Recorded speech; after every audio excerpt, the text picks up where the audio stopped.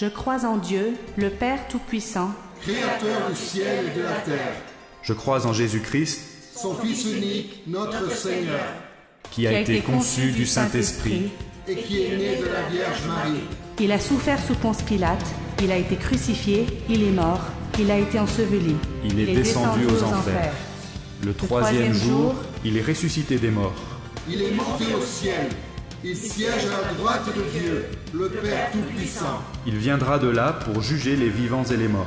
Je crois en l'Esprit Saint, Je crois à la Sainte Église universelle, la communion des saints la rémission des péchés, la résurrection de la chair, et la vie éternelle. Amen.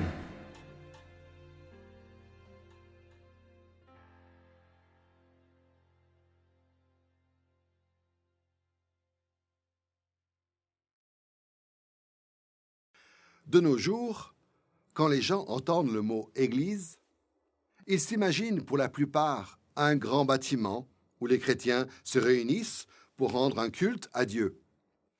Ces bâtiments, ce sont tantôt de grandes cathédrales superbement ornées, tantôt ce sont de petites chapelles relativement austères, tantôt ce sont des entrepôts ou des magasins qui ont été transformés, tantôt ce sont de simples maisons ou des cabanes minuscules, ou des huttes, ou même des grottes où se réfugient les croyants pour échapper au danger. Mais dans le symbole des apôtres, tout comme dans la Bible, le mot « Église » désigne avant tout le peuple de Dieu, la sainte communauté constituée de toute personne qui professe la foi au Père, au Fils et au Saint-Esprit. Nous sommes arrivés à la 5e leçon de notre série consacrée au symbole des apôtres. Nous l'avons intitulée « L'Église ».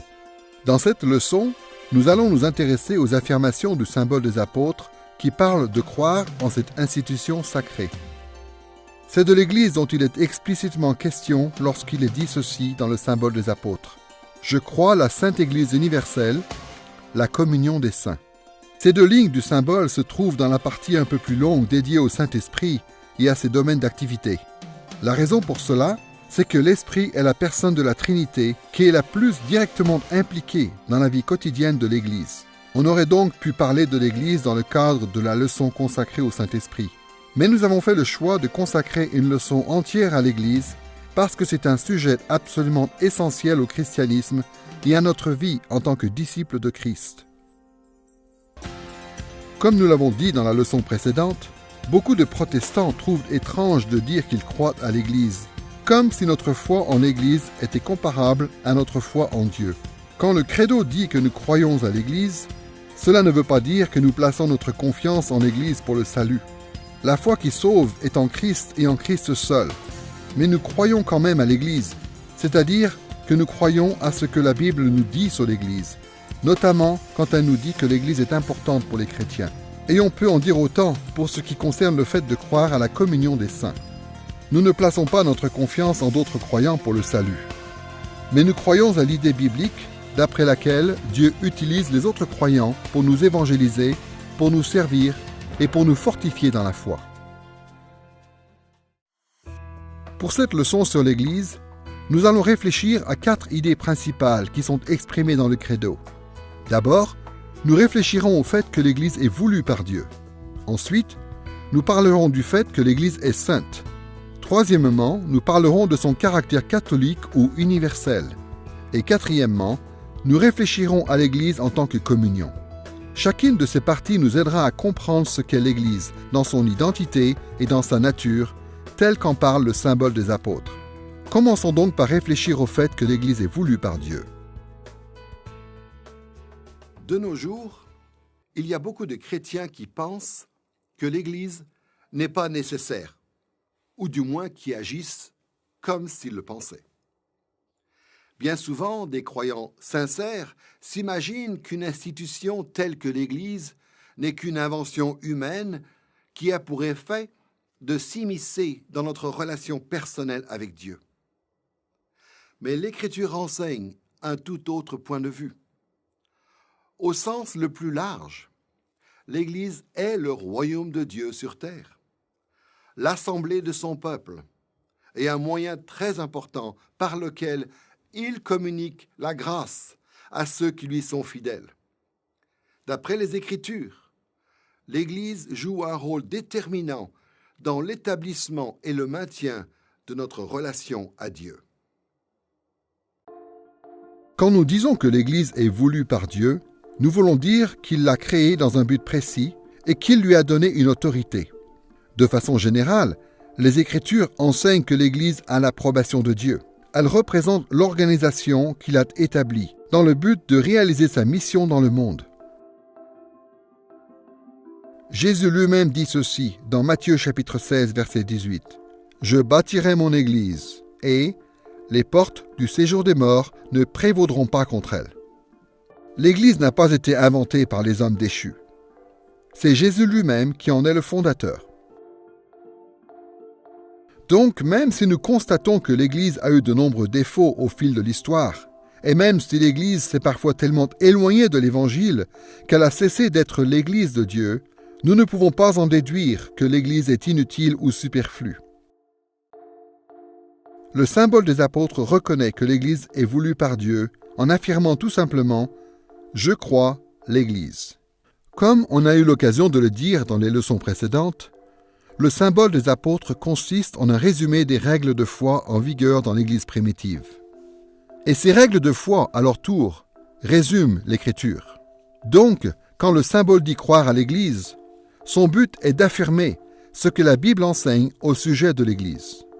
Et le moins qu'on puisse dire en ce qui concerne l'enseignement de la Bible sur l'Église, c'est que Dieu a institué l'Église pour qu'elle accomplisse ses desseins dans le monde.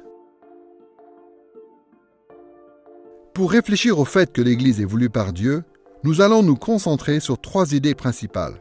D'abord, nous parlerons de l'Église dans le contexte de l'Ancien Testament. Deuxièmement, nous parlerons de ce que Jésus a fait pour instituer l'Église pendant son ministère terrestre. Et troisièmement, nous évoquerons quelques-unes des conséquences qui découlent de ces éléments bibliques. Commençons par l'Église dans le contexte de l'Ancien Testament. Le concept de l'Église tel qu'on le trouve dans le Nouveau Testament tire en fait ses racines dans l'Ancien Testament.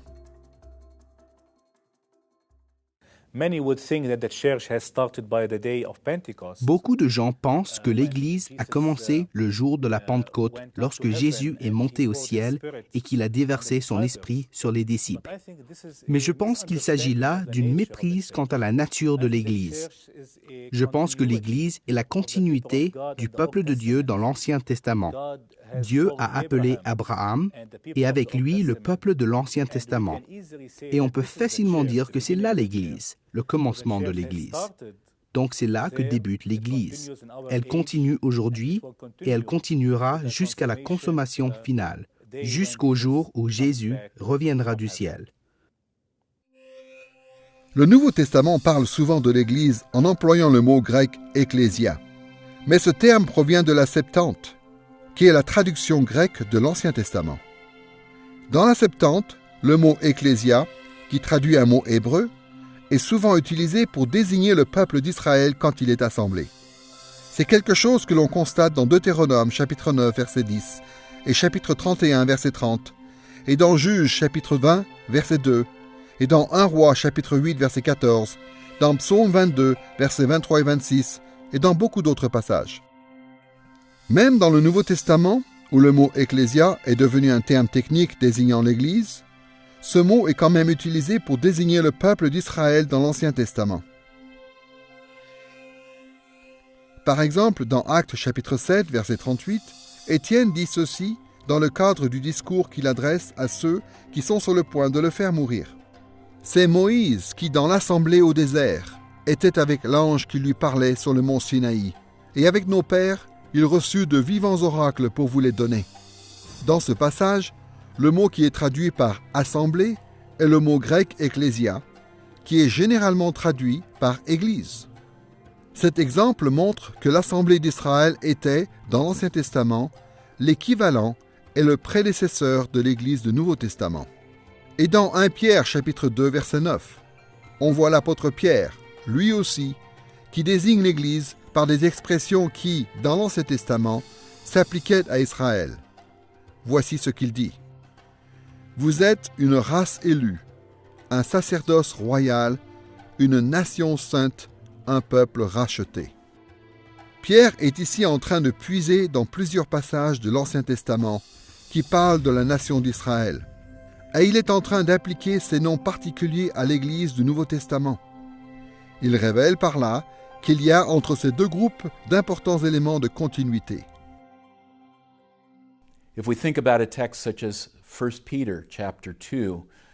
Quand on pense à un message tel que celui de 1 Pierre, chapitre 2, où Pierre applique à l'Église toute une liste de titres qui étaient à l'origine réservés à Israël dans l'Ancien Testament, vous êtes un sacerdoce royal, une nation sainte, un peuple qui appartient à Dieu, on voit que Pierre est en train d'apprendre à cette Église, qui sont principalement composées de non-juifs, étant l'accomplissement des promesses que Dieu avait faites à Israël, et à reconnaître que c'est là leur identité. Bien entendu, cela ne veut pas dire que l'Église du Nouveau Testament est exactement identique à l'Assemblée d'Israël dans l'Ancien Testament. Il y a un lien important entre les deux, mais il y a aussi des différences. Dans Romains chapitre 11, l'apôtre Paul emploie deux métaphores pour parler de la relation entre l'Assemblée d'Israël dans l'Ancien Testament et l'Église chrétienne. Il en parle comme d'une pâte et comme d'un olivier. Voici ce qu'il écrit dans Romains chapitre 11, verset 16. « Si les prémices sont saintes, la pâte l'est aussi. Et si la racine est sainte, les branches le sont aussi. » D'abord, Paul dit que l'Assemblée de l'Ancien Testament représente les prémices de la même pâte que celle dont l'Église du Nouveau Testament a été faite. D'après Lévitique, chapitre 23, verset 17, Israël devait présenter en prémisse à Dieu une offrande de pain. Les prémices ne constituent pas une récolte séparée. Elles font partie de la récolte entière et sont emblématiques de la récolte entière. Donc, quand Paul dit qu'Israël et l'Église du Nouveau Testament sont faits de la même pâte, il est en train de sous-entendre qu'Israël et les chrétiens du Nouveau Testament font partie de la même organisation, du même peuple de Dieu, de la même Église. Ensuite, Paul dit que l'Assemblée de l'Ancien Testament représente la racine d'un arbre et que l'Église du Nouveau Testament représente les branches de ce même arbre. En fait, Paul développe cette analogie pendant plusieurs versets. Il compare l'Église de tous les siècles à un olivier que l'on cultive. L'Église de l'Ancien Testament, constituée principalement de Juifs, représente la partie la plus importante de l'arbre, les racines, le tronc et de nombreuses branches. Et les chrétiens issus du monde non-juif représentent des branches d'olivier sauvage qui ont été greffées à l'arbre. Pour le dire tout simplement, les chrétiens d'origine non-juive ont été greffés à l'Église juive.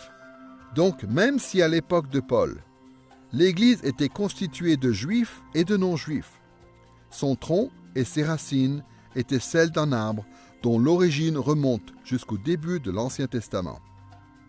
Certes, le nouvel arbre comporte un certain nombre de différences. Il est devenu meilleur et il a grandi. Mais c'est toujours le même arbre. De même, l'Église de l'Ancien Testament est devenue meilleure et a grandi en devenant l'Église du Nouveau Testament. Il y a des différences entre les deux, et les deux représentent des étapes de croissance différentes, mais elles sont toutes deux la même Église. Nous avons donc parlé du fait que l'Église était voulue par Dieu, en considérant l'Église dans le contexte de l'Ancien Testament. Maintenant, nous allons voir que Jésus a bâti son Église en s'appuyant sur l'Église de l'Ancien Testament, mais aussi en la faisant progresser. Personne ne peut nier que le ministère terrestre de Jésus a eu un énorme impact sur le monde et sur le peuple de Dieu. C'est avec raison que de nombreux théologiens ont dit que Jésus n'avait pas seulement perpétué l'ordre ancien et perpétué l'ancienne Église. En même temps, il est important de reconnaître que Jésus n'a pas non plus établi une Église entièrement nouvelle. Il y a une grande continuité entre son Église et celle de l'Ancien Testament. Jésus n'a utilisé le mot « ecclésia » pour parler de l'Église que 3 fois dans les Évangiles. En fait, Ce sont les seules fois où le mot ecclésia apparaît dans Matthieu, Marc, Luc et Jean. Ces 3 passages se trouvent tous dans l'Évangile selon Matthieu, au chapitre 16, verset 18, et 2 fois au chapitre 18, verset 17. Regardons d'un peu plus près ces 2 versets. Dans Matthieu, chapitre 16, verset 18, voici ce que dit Jésus. « Je bâtirai mon église et les portes du séjour des morts ne prévaudront pas contre elle. » Le mot « oikodomeo », qui est traduit ici par « bâtir », peut aussi bien signifier le fait de construire quelque chose de complètement neuf que le fait de reconstruire ou de restaurer quelque chose qui existe déjà. Bien que Jésus n'ait pas précisé explicitement le sens qu'il voulait donner à ce mot, ce que nous venons de voir dans Romains chapitre 11 nous incline à penser que Jésus parle ici de reconstruire et de restaurer l'Église de l'Ancien Testament. Ce que Jésus dit dans Matthieu chapitre 18 verset 17 est moins ambigu. Écoutez ce qu'il dit. « S'ils refusent de les écouter, dis-le à l'Église. Et s'ils refusent aussi d'écouter l'Église, qu'il soit pour toi comme un païen et un péager. » Dans ce verset, Jésus parle de la discipline ecclésiastique. Et ce qu'il est en train de dire, c'est qu'une personne impénitente doit être présentée à l'Église ou à l'Assemblée. Dans le contexte initial du ministère de Jésus, la seule Église qui existait était la synagogue juive que l'on pouvait trouver un peu partout dans la région, et le temple de Jérusalem. L'Assemblée d'Israël existait sous ces 2 formes qui sont propres à l'Ancien Testament, mais que Jésus appelle néanmoins l'Église. Dans l'Ancien Testament, toute dispute devait normalement être réglée par les anciens, par les prêtres et par les juges, c'est-à-dire par les représentants de l'Assemblée, qui ont été nommés à la fonction d'arbitre. C'est quelque chose que l'on voit dans les passages comme Exode, chapitre 18, ou Deutéronome, chapitre 1 et 19. Jésus est en train de confirmer ce principe à son époque, en rappelant à ses interlocuteurs qu'ils sont toujours soumis à l'obligation de régler leurs disputes au sein de l'Assemblée d'Israël. Mais l'intention de Jésus, c'est que ces paroles s'appliquent aussi à son Église, c'est-à-dire à celle qu'il a mentionnée un peu plus tôt dans Matthieu chapitre 16. C'est la raison pour laquelle ces paroles nous sont rapportées par Matthieu. Parce que dans l'esprit de Jésus et de Matthieu, tout comme dans l'esprit de l'apôtre Paul, l'Église du Nouveau Testament est un développement de l'Assemblée d'Israël dans l'Ancien Testament. Jésus n'est pas venu pour remplacer Israël par l'Église. Il est venu pour secourir et pour restaurer Israël sous la forme de l'Église du Nouveau Testament. Quand on considère la continuité qu'il y a entre l'Église de l'Ancien Testament et celle du Nouveau, il est important de reconnaître le rôle central de Jésus qui relie ces 2 entités entre elles. D'abord, de manière générale, le Nouveau Testament présente Jésus comme étant l'accomplissement des promesses que Dieu a faites à Israël. Comme on peut le voir dans Romains chapitre 8, versets 1 à 4, et dans Galates chapitre 3, versets 16 à 29, Jésus représente l'Israélite fidèle qui garde l'alliance de Dieu et qui hérite de tous les bienfaits que Dieu a promis à Abraham et à Moïse. Et comme nous le dit Luc chapitre 1, verset 32, et Actes chapitre 2, versets 31 à 33, il est le fils de David qui est venu rétablir le trône de David et qui règne sur Israël et sur Juda. Jésus n'a pas rompu avec le passé. Il est le point culminant de l'Église de l'Ancien Testament. Il en est le meilleur membre et le meilleur serviteur. Et ensuite, Jésus est le fondateur de l'Église du Nouveau Testament, celui qui rétablit, qui renouvelle et qui transforme l'Église agonisante de l'Ancien Testament en l'Église du Nouveau Testament.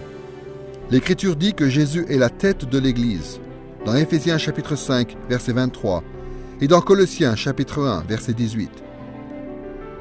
Il est l'époux de l'Église, d'après Éphésiens chapitre 5, versets 22 à 33, et d'après Apocalypse chapitre 19, versets 1 à 10. Et c'est Jésus lui-même qui mandate l'Église et qui lui délègue son autorité pour qu'elle accomplisse la grande mission, dans Matthieu chapitre 28, versets 18 à 20. De Jésus, l'Église reçoit ainsi amour, approbation et autorité. The Old Testament church's relationship to Jesus Christ Au fond, la relation de l'Église de l'Ancien Testament à Jésus-Christ est exactement la même que celle du Nouveau Testament. Certains chrétiens trouvent que l'expression « l'Église de l'Ancien Testament » est un peu bizarre. On s'imagine parfois que l'Église est née le jour de la Pentecôte, dans Actes chapitre 2. Mais dans la mesure où l'Église est le peuple de Dieu, le peuple avec lequel Dieu a conclu une alliance, le peuple que Dieu a racheté à travers l'œuvre du Seigneur Jésus-Christ, alors l'Église de l'Ancien Testament, ce sont tout simplement les croyants qui regardent par anticipation vers le jour où Dieu accomplira le salut lors de la venue du Messie. Et donc l'Église de l'Ancien Testament se fie à la grâce de Dieu, au sang versé par Dieu, c'est-à-dire au sang de Jésus-Christ sur la croix. Les chrétiens de l'Ancien Testament, les croyants de l'Ancien Testament, les membres de l'Église de l'Ancien Testament regardent vers l'avenir, vers l'œuvre accomplie par le Seigneur Jésus-Christ. Ils se fient à la grâce et à la miséricorde de Dieu, souveraine et imméritée, sachant que c'est cette grâce qui leur permettrait d'être pardonnés pour leurs péchés et réconciliés avec Dieu. Donc, à la base, la relation du croyant de l'Ancien Testament et de l'Église de l'Ancien Testament à Dieu est exactement la même que notre relation à Dieu en tant que croyant du Nouveau Testament et en tant qu'Église du Nouveau Testament. Jusqu'ici, nous avons parlé du fait que l'Église était voulue par Dieu, d'abord du point de vue de l'Ancien Testament, ensuite du point de vue du ministère terrestre de Jésus. Maintenant, nous allons réfléchir à ce que cela implique. Lorsque Jésus institue l'Église du Nouveau Testament, c'est donc un rétablissement et un développement de l'Israël de l'Ancien Testament. Et ce que cela implique, c'est notamment qu'il y a une continuité fondamentale entre Israël dans l'Ancien Testament et l'Église dans le Nouveau Testament. D'un point de vue pratique, nous devrions nous attendre à ce que la communauté du peuple de Dieu dans le Nouveau Testament reflète ses racines qui sont dans l'Ancien Testament. Bien entendu, certaines choses sont différentes, et le Nouveau Testament s'applique à nous montrer ces différences. Mais le Nouveau Testament nous explique aussi que l'Église ressemble beaucoup à Israël. Les éléments de continuité sont trop nombreux pour que nous puissions tous les passer en revue. Mais 3 d'entre eux méritent d'être mentionnés en particulier. D'abord, il y a une continuité importante en termes de raison d'être entre l'Église de l'Ancien Testament et celle du Nouveau. Les théologiens ont l'habitude de schématiser l'histoire du monde en 3 étapes, la création, la chute et la rédemption. À l'étape de la création, qui nous est décrite dans Genèse, chapitres 1 et 2, Dieu crée le monde, les plantes, les animaux et l'humanité. Et dans une partie spécifique du monde, il crée le Jardin d'Éden. Et Dieu confie à l'humanité la responsabilité de remplir la terre et de la cultiver, pour la rendre semblable au Jardin d'Éden et pour la rendre ainsi propice à la sainte présence de Dieu. À l'étape de la chute, qui nous est racontée dans Genèse chapitre 3, l'humanité se rebelle contre Dieu et se retrouve exclue du Jardin d'Éden. Et par la chute des hommes dans le péché, c'est toute la création qui est corrompue. C'est ce que l'apôtre Paul explique dans Romains chapitre 8, versets 20 à 22. Le reste de l'histoire constitue l'étape de la rédemption, l'étape où Dieu œuvre dans le but de rendre à l'humanité sa perfection, et à travers l'humanité, de rendre à la création aussi sa perfection. Cette étape de la rédemption aboutira aux nouveaux cieux et à la nouvelle terre dont il est question dans Ésaïe chapitre 65 verset 17 et au chapitre 66 verset 22 et aussi dans 2 Pierre chapitre 3 verset 13 et dans Apocalypse chapitre 21 verset 1. Cette rédemption de l'humanité et de la création a toujours été la raison d'être de l'Église de Dieu dans les 2 testaments. Aujourd'hui encore, l'Église tend vers ce but qui est le rétablissement de la création. Conformément aux priorités qui nous sont données dans le Nouveau Testament, nous le faisons avant tout à travers la proclamation de l'Évangile, en sachant que toute personne qui se confie en Christ représente un pas de plus en direction du stade final de la rédemption. Nous le faisons aussi en vivant comme chrétiens dans le monde, c'est-à-dire en manifestant l'amour de Christ à nos prochains et en transformant la culture qui nous entoure pour qu'elle reflète la gloire, l'honneur et le caractère de Dieu. Et nous le faisons enfin en comptant sur et en priant pour le jour où Jésus reviendra pour parachever son œuvre de rédemption. Un autre élément de la continuité entre l'Église de l'Ancien Testament et celle du Nouveau Testament se trouve dans le fait que ces deux assemblées du peuple de Dieu incluent des croyants et des non-croyants. Il ne faut jamais oublier que dans l'Ancien Testament comme dans le Nouveau, l'Église de Dieu n'est jamais parfaite. Dans l'Ancien Testament, il y avait des Israélites fidèles qui faisaient l'objet de la bénédiction de Dieu. Mais beaucoup d'autres Israélites se sont montrés incrédules, se sont rebellés contre Dieu et ont fait l'objet de son châtiment divin. C'est une réalité que l'on peut constater tout au long de l'Ancien Testament, mais qui apparaît peut-être le plus clairement dans les résumés des bénédictions et des malédictions liées à l'Alliance, comme dans Lévitique chapitre 26 et dans Deutéronome chapitre 27 à 30. On peut en dire autant de l'assemblée des disciples de Jésus, c'est-à-dire de l'Église du Nouveau Testament. Il y a toujours des non-croyants qui se mêlent aux croyants dans nos églises. Par exemple, Judas était un infidèle parmi les apôtres. Cela nous est dit explicitement dans Jean chapitre 6, versets 70 et 71, et cela s'est clairement manifesté lorsqu'il a trahi Jésus. La nature imparfaite de l'Église est également évidente quand on considère les lettres aux églises dans Apocalypse chapitres 2 et 3. Ces chapitres de l'Apocalypse disent que les vrais croyants persévéreront.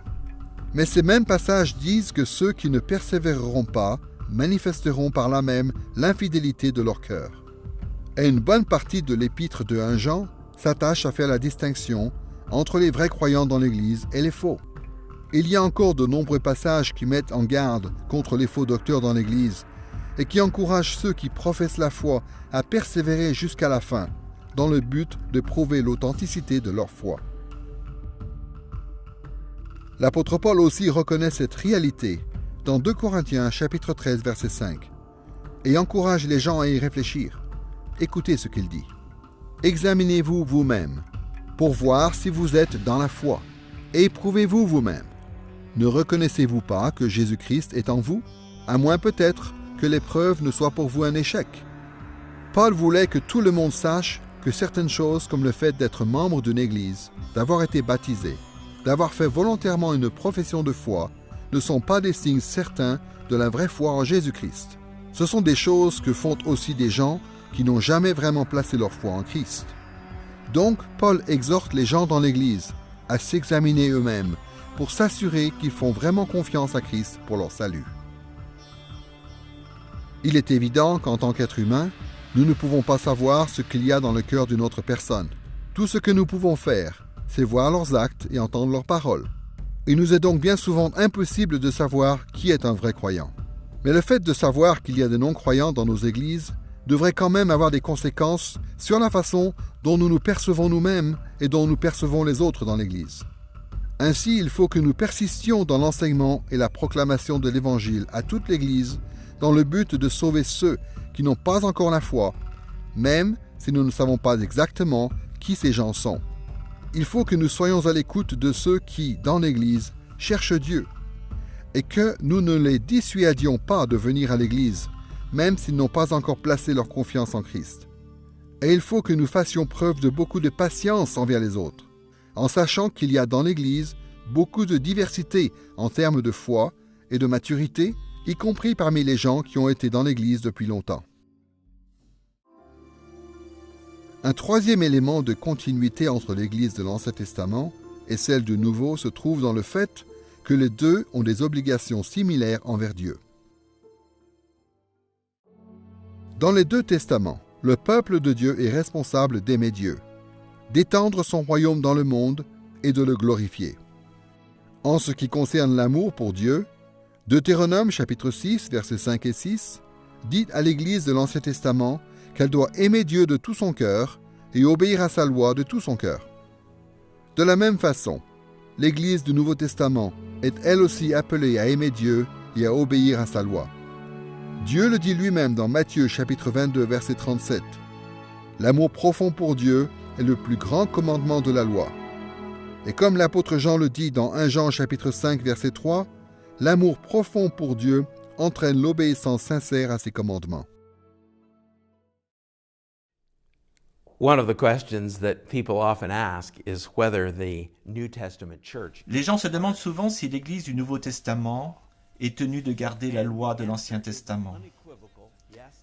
Et la réponse est, sans aucun doute, oui et non.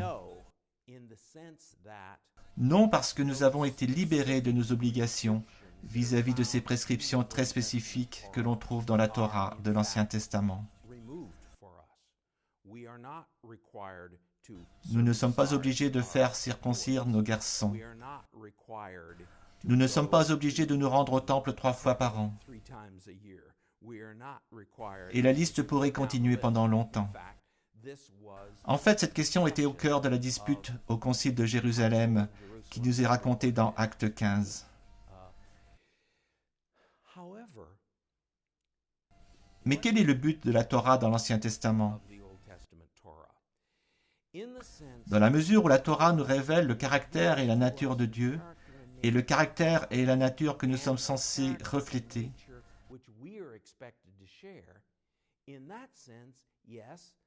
alors oui, la Torah est toujours d'actualité. Et c'est quelque chose que l'on voit dans les lettres de Paul. Paul dit à ses lecteurs, « Non, vous êtes libres. Vous n'êtes pas obligés de faire ces choses. Mais puisque vous êtes libres, alors bien sûr que vous n'allez pas dérober, que vous n'allez pas mentir, que vous n'allez pas convoiter, que vous n'allez pas commettre l'adultère. Et donc, en tant que chrétiens, est-il nécessaire que nous obéissions à la Torah pour être sauvés? Absolument pas.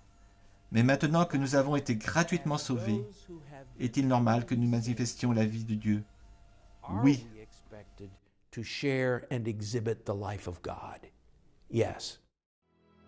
Il faut noter également que le peuple de Dieu, aussi bien dans l'Ancien Testament que dans le Nouveau, est censé étendre le royaume de Dieu.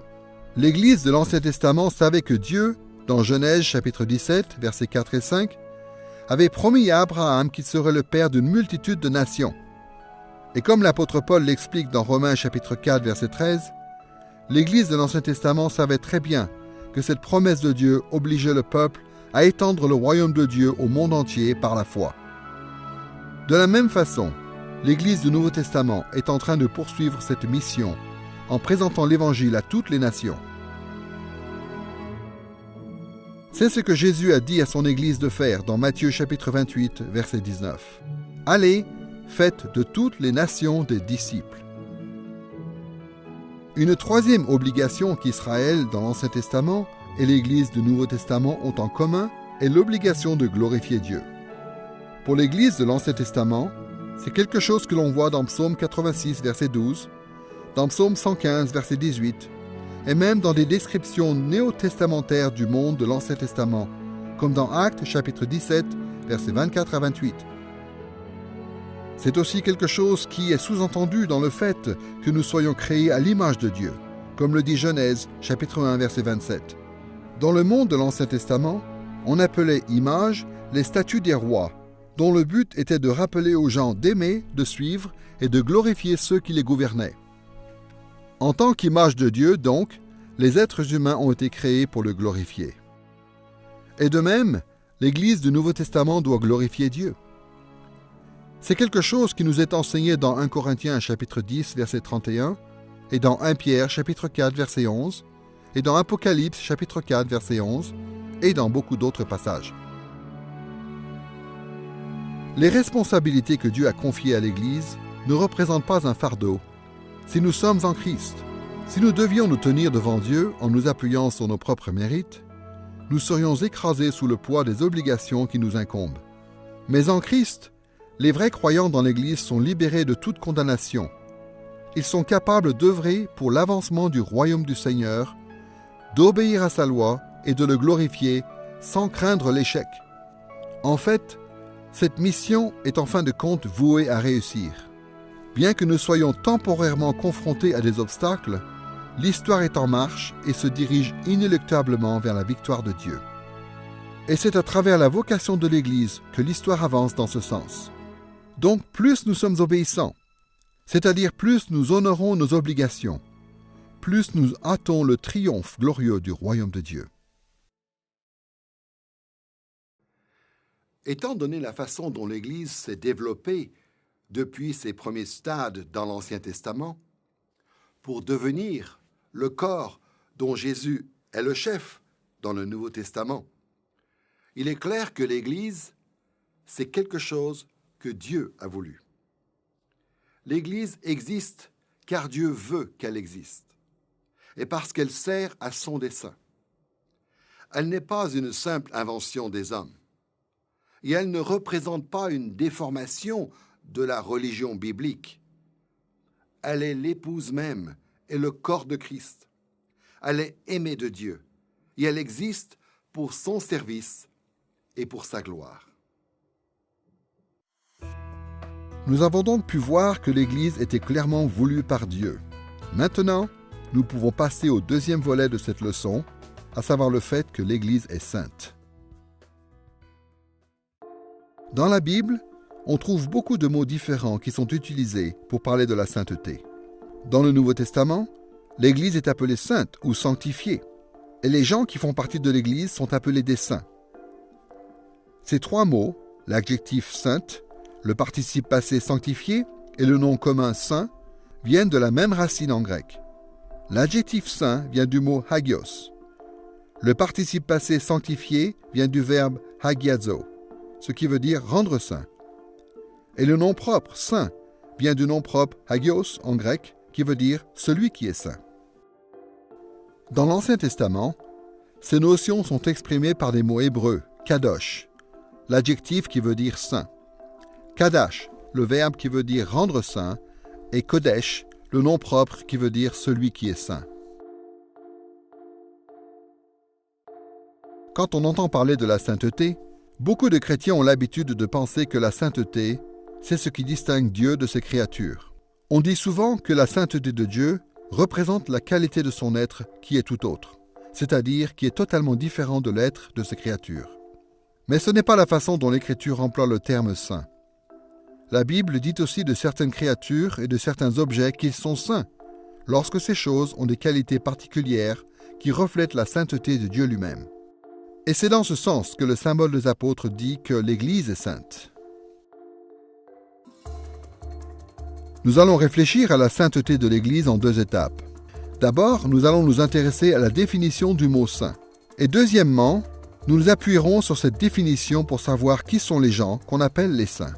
Commençons par la définition biblique de la sainteté. Dans l'Écriture, la sainteté est une notion complexe. Mais le moins qu'on puisse dire, c'est que quand la Bible dit que quelque chose ou quelqu'un est saint, cela veut dire au niveau le plus basique que le sujet est moralement pur, et par rapprochement, le mot saint peut désigner des gens ou des objets qui ont été mis à part pour être employés au service de Dieu. Réfléchissons aux deux aspects de cette définition, en commençant par l'idée de la pureté morale.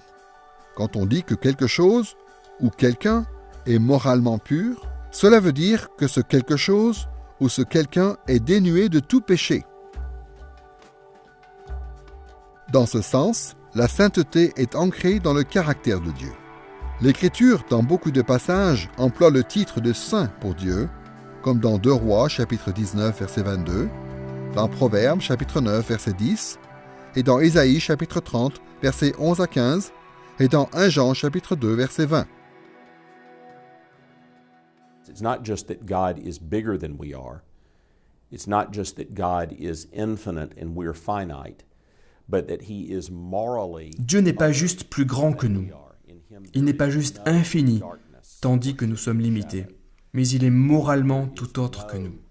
En lui, il n'y a pas la moindre once de ténèbres. En lui, il n'y a pas la moindre tendance mauvaise, ni la moindre envie, ni le moindre désir de faire le mal. Parce que Dieu est absolument saint, tout ce qui pénètre dans sa présence immédiate et qui est atteint par le péché devient l'objet de sa colère et de son jugement. Cette réalité, nous la voyons dans des passages comme dans 1 Samuel, chapitre 6, verset 20, 2 Rois, chapitre 24, verset 3, et Hébreux, chapitre 12, verset 14. Bien que Dieu puisse retenir temporairement son jugement, sa sainte présence finira par détruire tous ceux dont le péché n'est pas effacé. Par conséquent, tout ce qui doit entrer dans sa présence doit d'abord devenir saint.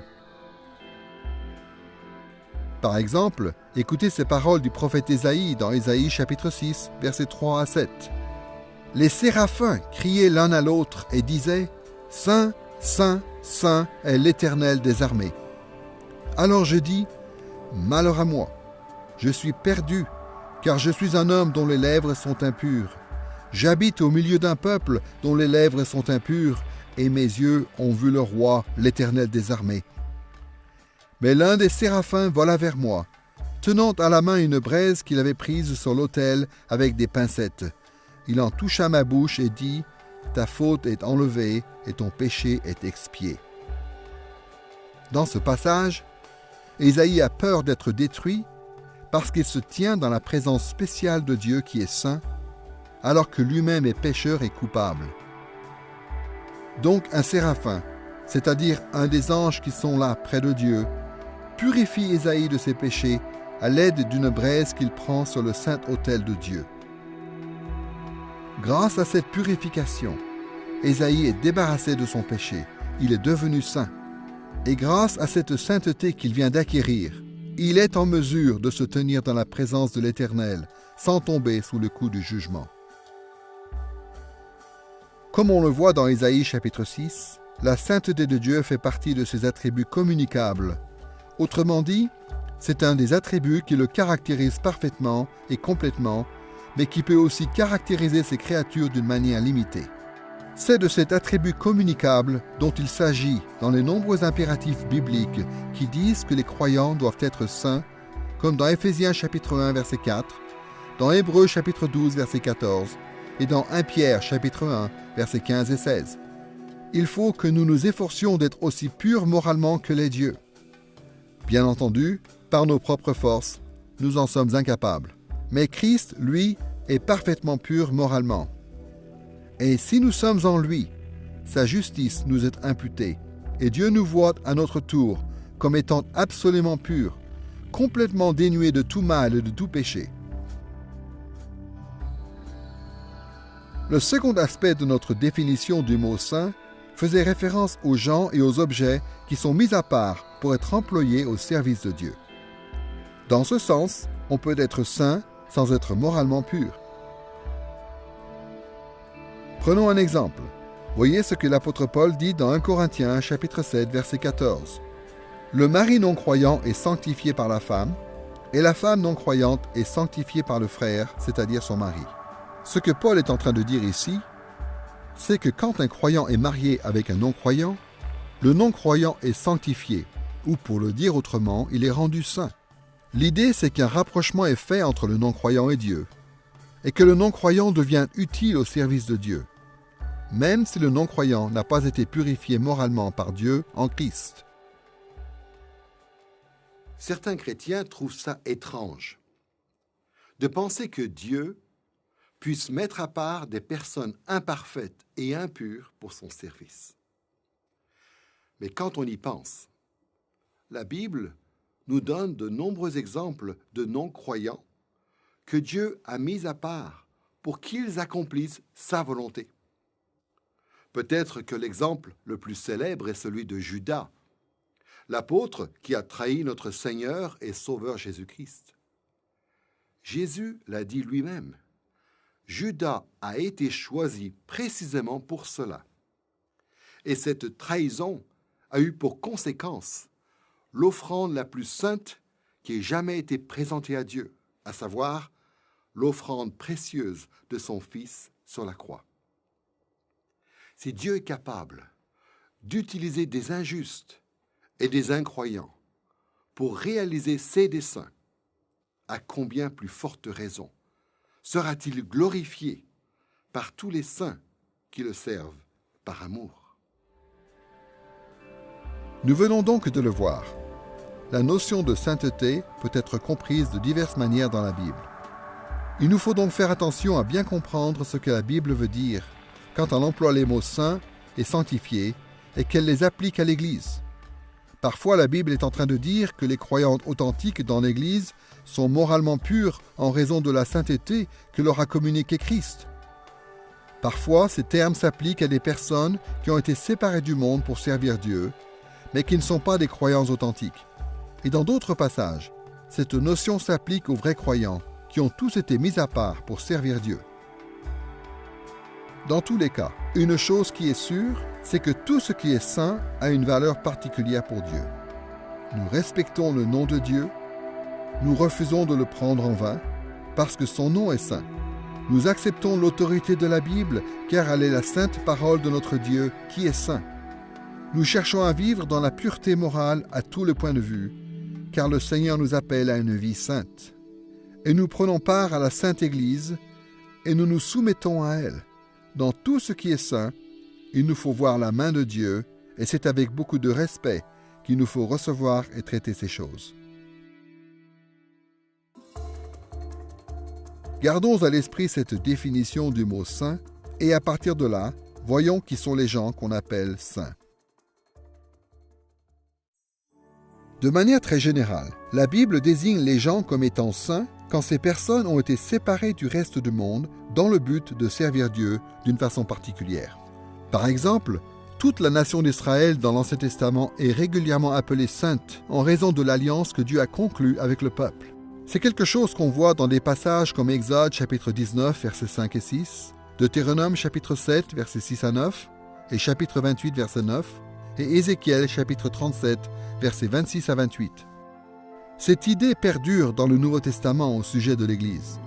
Par exemple, Luc chapitre 1 verset 72 dit que Jésus est venu réaliser les termes de la Sainte Alliance de Dieu. Et puisque l'Église représente l'Israël renouvelé et restauré, l'Israël de la Nouvelle Alliance, eh bien l'Église aussi est appelée sainte. C'est ce qu'on voit dans Colossiens chapitre 3 verset 12, dans Hébreux chapitre 10 verset 29 et dans d'autres passages. À titre d'exemple, prenons ce que l'apôtre Pierre dit concernant l'Église du Nouveau Testament dans 1 Pierre chapitre 2 versets 9 et 10. Vous êtes une race élue, un sacerdoce royal, une nation sainte, un peuple racheté, le peuple de Dieu. Dans ce passage, Pierre cite plusieurs passages de l'Ancien Testament qui parlent de la sainteté d'Israël, mais il les applique ici à l'Église. C'est ce qu'il est en train de dire. C'est que l'Église dans l'Ancien Testament et dans le Nouveau Testament ne représente qu'un seul et même groupe de personnes, un peuple saint. Mais comme on l'a dit, les membres d'Israël et ceux de l'Église du Nouveau Testament ne sont pas tous des vrais croyants. Malgré cela, ils sont quand même considérés comme étant saints parce qu'ils font partie de la communauté de l'Alliance, c'est-à-dire du peuple avec lequel Dieu a conclu son alliance. Pour ce qui est des croyants dans la communauté de l'Alliance, leur sainteté dépasse celle des non-croyants. Les non-croyants de la communauté ne sont saints que dans la mesure où ils ont été mis à part pour Dieu. Mais les croyants sont saints, non seulement parce qu'ils ont été mis à part, mais aussi parce qu'en Christ, ils sont moralement purs et ils obéissent à Dieu. Évidemment, le but recherché, c'est que toute la communauté de l'Alliance ait la foi. C'est que tout le monde soit fidèle à Dieu et vive dans la pureté morale. Il existe une manière utile de se représenter ce concept. C'est la distinction que l'on fait traditionnellement entre l'Église visible et l'Église invisible. Voyons ce que désignent ces deux expressions, à commencer par l'Église visible. L'Église visible désigne l'Église que l'on peut voir, celle que l'on peut observer. L'Église visible, c'est donc tous ceux qui disent être l'Église dans le monde, c'est-à-dire toutes les dénominations qui disent être attachées à Jésus-Christ, qui disent suivre les desseins de Dieu et sa parole dans le monde aujourd'hui. Ça inclut donc de nombreuses dénominations, mais aussi tous ceux qui ne se reconnaissent dans aucune dénomination, mais qui se considèrent comme disciples de Christ. L'Église visible inclut donc toutes les personnes qui font régulièrement partie de l'Assemblée des chrétiens, quelle que soit la condition de leur cœur. Pour considérer que quelqu'un fait partie de l'Église, il y a plusieurs choses qu'on peut prendre en considération. Par exemple, on peut manifester extérieurement son appartenance à l'Alliance à travers le baptême dans le Nouveau Testament ou la circoncision dans l'Ancien. Ou bien on peut avoir la foi en Christ ou professer la foi en Christ. Dans des églises qui n'ont pas de statut officiel de membre, ou qui ne pratiquent pas de rite d'appartenance à l'Alliance comme le baptême, la présence régulière au culte et le fait de recevoir l'enseignement de l'Église suffisent peut-être à identifier quelqu'un comme étant un membre de l'Alliance. Ou encore, comme l'apôtre Paul le dit dans 1 Corinthiens chapitre 7 verset 14, une personne peut être considérée comme appartenant à l'Église visible en raison tout simplement d'un conjoint ou d'un parent croyant. Dans l'Ancien Testament, par exemple, tout Israël faisait partie de l'Église, bien que les Israélites n'aient pas tous la foi qui sauve. Mais ils faisaient tous partie de la nation. De plus, conformément à ce que Dieu a ordonné dans Genèse chapitre 17, ils avaient tous été extérieurement reconnus comme membres de l'alliance avec Dieu du fait de la circoncision des hommes. Dans le Nouveau Testament, la situation est similaire. Toutes les personnes qui participent aux assemblées de l'Église sont considérées comme faisant partie de l'Église, c'est-à-dire toutes les personnes qui font profession de foi, toutes celles qui sont baptisées, les enfants et les conjoints des croyants, et même, bien souvent, les serviteurs et les esclaves de la maison. Par exemple, quand l'apôtre Paul écrivait une lettre à l'une ou l'autre des églises, il comptait sur le fait que sa lettre serait lue à tous ceux qui étaient associés à l'église en question. Et comme on peut le voir d'après les exhortations qu'il adresse aux chrétiens à s'examiner eux-mêmes pour voir s'ils ont vraiment la foi, Paul présume qu'il y a des non-croyants dans l'Église. C'est ce qu'on voit dans des passages comme celui de 2 Corinthiens chapitre 13 verset 5. Jésus n'en pense pas moins, comme on le voit dans la parabole du blé et de l'ivraie, dans Matthieu chapitre 13 versets 24 à 30, où il dit qu'il ne faut pas retirer les non-croyants de l'Église. On le voit aussi dans les lettres aux églises dans Apocalypse, chapitres 2 et 3, où Jésus encourage fortement ses destinataires à surmonter l'incrédulité et à persévérer jusqu'à la fin. Et ces mêmes accents, nous les retrouvons dans les avertissements adressés à ceux qui seraient tentés de se montrer infidèles à la nouvelle alliance, comme dans Hébreux chapitre 6, versets 4 à 8, et chapitre 10, verset 29. À titre d'exemple, écoutez justement ce qui est dit dans Hébreux chapitre 10, verset 29. Combien pire, ne pensez-vous pas, sera le châtiment mérité par celui qui aura foulé aux pieds le Fils de Dieu, tenu pour profane le sang de l'alliance par lequel il avait été sanctifié, et qui aura outragé l'esprit de la grâce. Dans ce verset, l'auteur de l'Épître aux Hébreux affirme qu'il est possible de rejeter Christ après avoir été sanctifié et intégré dans l'alliance avec Dieu. À la lumière du reste du chapitre, il est évident que le châtiment dont il est question ici désigne les peines éternelles de l'enfer. Il est important de se rappeler que dans l'Église visible, il y aura toujours du blé et de l'ivraie, comme l'a dit Jésus. Il y a le vrai peuple de Dieu, il y a aussi ceux qui ont l'air d'être le peuple de Dieu. De même qu'il y avait des disciples qui étaient fidèles à Jésus, et il y avait Judas avec eux. Paul aussi a eu son Démas parmi ses collaborateurs. Il y aura toujours des gens comme ça dans les églises locales. Le fait que l'Église visible soit constituée de croyants et de non-croyants nous incite à nous méfier constamment de l'incrédulité et de l'erreur qui peuvent s'infiltrer dans l'Église. En même temps, l'Église demeure sainte, même quand des non-croyants ont la charge de certains ministères. Ainsi, nous continuons d'honorer les sacrements, c'est-à-dire les saintes ordonnances de Dieu. Nous continuons de respecter la sainte parole de Dieu, même si elle est mal enseignée ou prêchée par hypocrisie. C'est ce que l'apôtre Paul nous dit dans Philippiens chapitre 1, versets 14 à 18. Le fait que l'Église soit sainte nous dissuade de placer en elle notre foi au lieu de la placer en Dieu.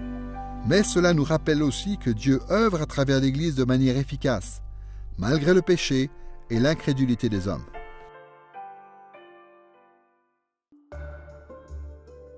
Maintenant que nous avons vu ce qu'était l'Église visible, voyons ce qu'est l'Église invisible.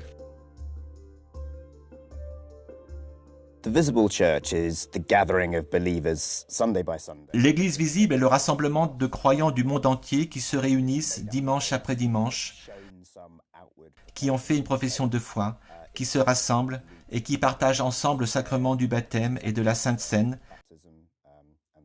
démontrant ainsi leur appartenance à l'Église visible.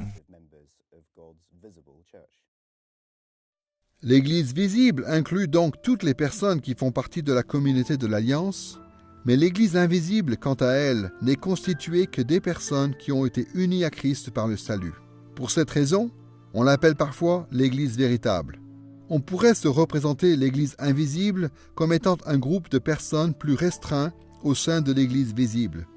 En règle générale, nous nous comportons avec la plupart des gens dans l'Église visible comme s'ils étaient véritablement sauvés, en leur accordant le bénéfice du doute. Mais en réalité, il n'y a que Dieu qui puisse juger les cœurs, comme on le voit dans des passages de l'Écriture tels que Psaume 44, verset 22, et Actes chapitre 15, verset 8. C'est pourquoi au stade où nous en sommes de l'histoire, il n'y a que Dieu qui puisse savoir exactement qui fait partie de l'Église invisible. Nous allons ici parler principalement de l'Église invisible telle qu'elle existe sur terre à un moment précis de l'histoire. Mais il ne faut pas oublier que l'Église invisible, en réalité, inclut tous les croyants qui ont jamais existé, qu'ils aient vécu avant la venue de Christ ou après. Habituellement, l'Écriture s'adresse à l'Église visible et non à l'Église invisible. Mais en même temps, elle accorde souvent le bénéfice du doute à ses destinataires en ce qui concerne leur salut. Il y a quelques exceptions notables à ce principe, comme dans 1 Corinthiens chapitre 5 et dans 1 Timothée chapitre 1, versets 19 et 20, et quelques-unes des lettres adressées aux églises dans le livre de l'Apocalypse, chapitres 2 et 3, ne sont pas très optimistes quant à leurs destinataires. Mais en général, les auteurs de l'Écriture s'attendent à ce que leurs lecteurs aient foi en Dieu et lui obéissent fidèlement. Le but recherché, c'est que tous les destinataires se révèlent fidèles, c'est-à-dire que toute l'Église visible fasse partie de l'Église invisible. Quand Jésus reviendra, il purifiera complètement son Église. Il en éliminera tous les non-croyants, de sorte que l'Église invisible deviendra identique à l'Église visible. La Bible en parle dans des passages comme Matthieu chapitre 7, versets 21 à 23, et chapitre 13, versets 24 à 30, 1 Corinthiens chapitre 3, versets 12 à 15, et 1 Pierre chapitre 4, versets 17 à 19. Mais en attendant ce jour, l'identité de ceux qui appartiennent à l'Église invisible n'est connue avec certitude que par Dieu. Le fait qu'il y ait actuellement une Église invisible au sein de l'Église visible a des conséquences importantes pour tous ceux qui se disent chrétiens. Une des conséquences les plus importantes, c'est que l'Église a besoin d'entendre l'Évangile régulièrement. Nous savons qu'il y a des non-croyants dans l'Église visible, ce qui veut dire que le fait d'être membre d'une Église ne suffit pas à garantir le salut. Et pour cette raison, il nous faut continuer à enseigner et à prêcher l'Évangile de la rédemption, non seulement aux autres, mais aussi à nous-mêmes. Nous devons nous assurer que les non-croyants dans nos églises sont invités à s'approcher de Christ et à intégrer l'Église invisible. Quand le symbole des apôtres affirme que l'Église est sainte, ce que cela veut dire, c'est que l'Église est dans une alliance avec Dieu, qu'elle est séparée du monde en tant que peuple qui appartient à Dieu et qui est consacré à son service. Cela veut aussi dire que le but ultime que l'Église doit rechercher est la pureté morale, et aussi que les croyants véritables qui font partie de l'Église sont eux-mêmes couverts par la pureté morale de Christ.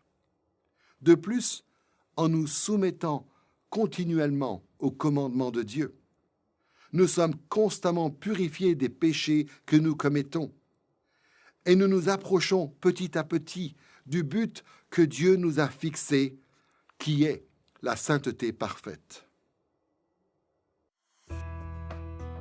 Nous avons donc parlé, d'une part, du fait que l'Église était voulue par Dieu, ce qui confère à l'Église son importance et son autorité. Et d'autre part, nous avons parlé du fait que l'Église était sainte aux yeux de Dieu. Maintenant, nous allons aborder le troisième volet de cette leçon, à savoir le fait que l'Église soit catholique ou universelle. Nous allons parler de ce terme catholique en 3 étapes. D'abord, nous proposerons une définition du mot catholique. Ensuite, nous examinerons le caractère catholique ou la catholicité de l'Église visible. Et troisièmement, nous parlerons du caractère catholique de l'Église invisible. Commençons par la définition du mot catholique. Comme on l'a dit dans une leçon précédente, le mot catholique signifie universel, c'est-à-dire qui inclut les chrétiens de toute assemblée locale. Le mot catholique vient du latin catholicus, qui à son tour vient de deux mots grecs, la préposition kata et l'adjectif holos, qui veut dire le tout, c'est-à-dire ce qui est complet. Ce n'est donc pas une référence à l'Église catholique romaine. C'est plutôt une description de l'unité qui existe entre toutes les églises qui suivent Christ fidèlement. Vous vous souvenez certainement, comme on l'a vu dans des leçons précédentes, que le symbole des apôtres, tel que nous le connaissons aujourd'hui, s'est développé à partir de credos primitifs destinés aux liturgies de baptême. À l'époque où ces credos primitifs sont apparus, les différentes églises dans le monde ne s'étaient pas encore réunies pour former une institution unique avec un gouvernement unique. Donc, quand le symbole des apôtres parle du caractère catholique de l'Église, cela ne sous-entend pas une organisation qui fédérerait toutes les assemblées locales. Il s'agit bien plutôt de l'unité du Saint-Esprit qui existe entre toutes les églises chrétiennes légitimes, malgré nos différences de type organisationnel. À cette époque-là, le terme catholique était un terme inclusif. Son but était de placer sous le titre d'église toute assemblée chrétienne.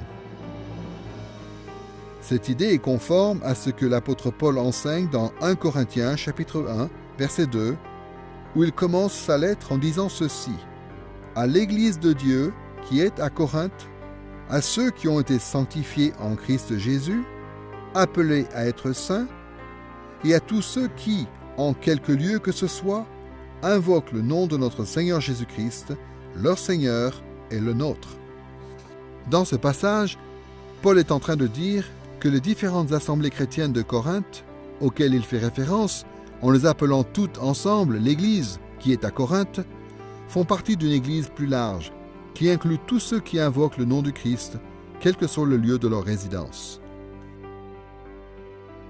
Vers le milieu du IIIe siècle, Cyprien de Carthage a commencé à mettre l'accent sur le rôle des évêques et des prêtres pour ce qui était de la définition de l'Église. Voici ce qu'il dit dans sa lettre 68. « L'Église est le peuple uni à son évêque. L'Église, qui est catholique, n'est point divisée, mais à tous ses membres unis par le moyen des évêques, qui étant joints ensemble font comme le lien de cette union. » Pour Cyprien, l'unité de l'Église s'ancre dans l'unité du clergé et dans l'unité du ministère. Lorsque ce point de vue a commencé à se répandre, les chrétiens ont également commencé à baser l'unité de l'Église sur l'unité de son gouvernement. L'Église est devenue une organisation unique présente partout dans le monde, car ses évêques et ses prêtres étaient présents partout dans le monde. Pourtant, même à ce stade, le mot catholique avait un sens inclusif, puisqu'il incluait toutes les personnes et toutes les assemblées qui invoquaient le nom de Christ et qui étaient fidèles à l'enseignement historique de l'Église. Mais plus tard, l'Église s'est divisée. En l'an 1054, par exemple, l'Église catholique romaine a excommunié les églises orthodoxes d'Orient, et les églises orthodoxes d'Orient ont excommunié l'Église catholique romaine. À partir de ce moment-là, ces églises ont commencé à employer le terme de catholique dans un sens nouveau et exclusif. Elles insistaient sur le fait que leurs églises étaient catholiques ou universelles à l'exclusion des autres, ce qui revenait à dire qu'elles étaient à elles seules la véritable Église, tout en condamnant les églises rivales. Plus tard, au lendemain de la Réformation, qui a eu lieu au XVIe siècle, la plupart des églises protestantes a eu une approche différente. Globalement, elles sont revenues au sens originel du terme dans le credo et ont mis en avant la dimension inclusive du mot catholique. Conformément à ce que dit l'Écriture et à ce que dit le symbole des apôtres, les églises protestantes ont affirmé l'unité de l'esprit qui rassemble toutes les églises chrétiennes sous l'autorité de Christ. Et elles ont reconnu que cette unité pouvait être maintenue malgré l'absence de solidarité en termes de gouvernement de l'Église et sans renoncer aux spécificités positives que chaque dénomination pouvait avoir. Reconnaître le caractère catholique ou la catholicité de l'Église aujourd'hui signifie reconnaître la validité de toute Église qui défend les doctrines contenues dans le symbole des apôtres. tout chrétien de toute Église fidèle se trouve dans l'Alliance, sous l'autorité de Christ, et tout véritable croyant a reçu des dons du Saint-Esprit. Et pour cette raison, nous devrions nous réjouir de pouvoir profiter des dons de tout chrétien véritable, issus de toute Église fidèle, et nous devrions être prêts à servir à leur côté autant que possible. Nous avons donc examiné la définition du mot catholique. Maintenant, voyons dans quelle mesure on peut dire que l'Église visible est catholique. Quand on tient compte à la fois de ce qu'est la catholicité de l'Église et de ce qu'est l'Église visible, la définition que l'on pourrait donner à l'Église catholique visible serait la suivante. La communion mondiale de toutes les personnes qui sont dans l'alliance avec Dieu sous l'autorité du Christ. Évidemment, cette communion est spirituelle et non pas institutionnelle. Il n'existe pas de dénomination dont le gouvernement s'étend sur toutes les assemblées chrétiennes. L'unité de l'Église visible est bien plutôt basée sur le fait que toutes les églises sont dans l'alliance avec le même Dieu et ont pour représentant dans cette alliance le même Christ. Historiquement, l'Église visible a appuyé son caractère catholique sur des choses différentes.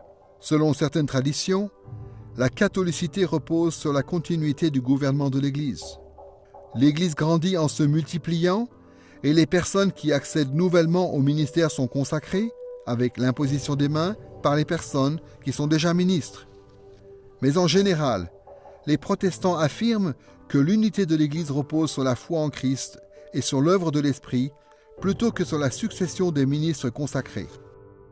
C'est pour cette raison que de nouvelles assemblées peuvent apparaître partout où il y a l'unité de l'Esprit, partout où des personnes qui sont dans l'alliance avec Dieu se réunissent au nom du Christ.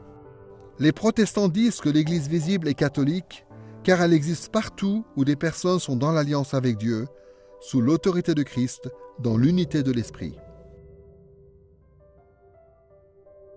Un des problèmes les plus communs auxquels les nombreux chrétiens font face aujourd'hui, c'est celui de savoir quelles églises ils doivent reconnaître comme faisant partie de l'Église catholique ou universelle. Dans beaucoup de régions du monde, il y a tellement d'églises différentes qui se disent chrétiennes que les chrétiens risquent de tomber dans deux extrêmes. Soit ils font preuve d'une ouverture trop grande et accueillent à bras grands ouverts toute église qui se dit chrétienne, soit ils excluent tout le monde, à l'exception de leurs propres assemblées ou de leurs propres dénominations bien délimitées. Pour se sortir de cette difficulté, on peut s'appuyer sur les 3 marques traditionnelles de l'Église. Ces marques de l'Église ont été formulées au XVIe siècle par John Knox en Écosse, mais elles représentent l'opinion de nombreuses églises protestantes de cette époque. Ces marques ont pour but, essentiellement, de permettre aux chrétiens de faire la différence entre les assemblées appartenant réellement à l'Église catholique visible et les autres.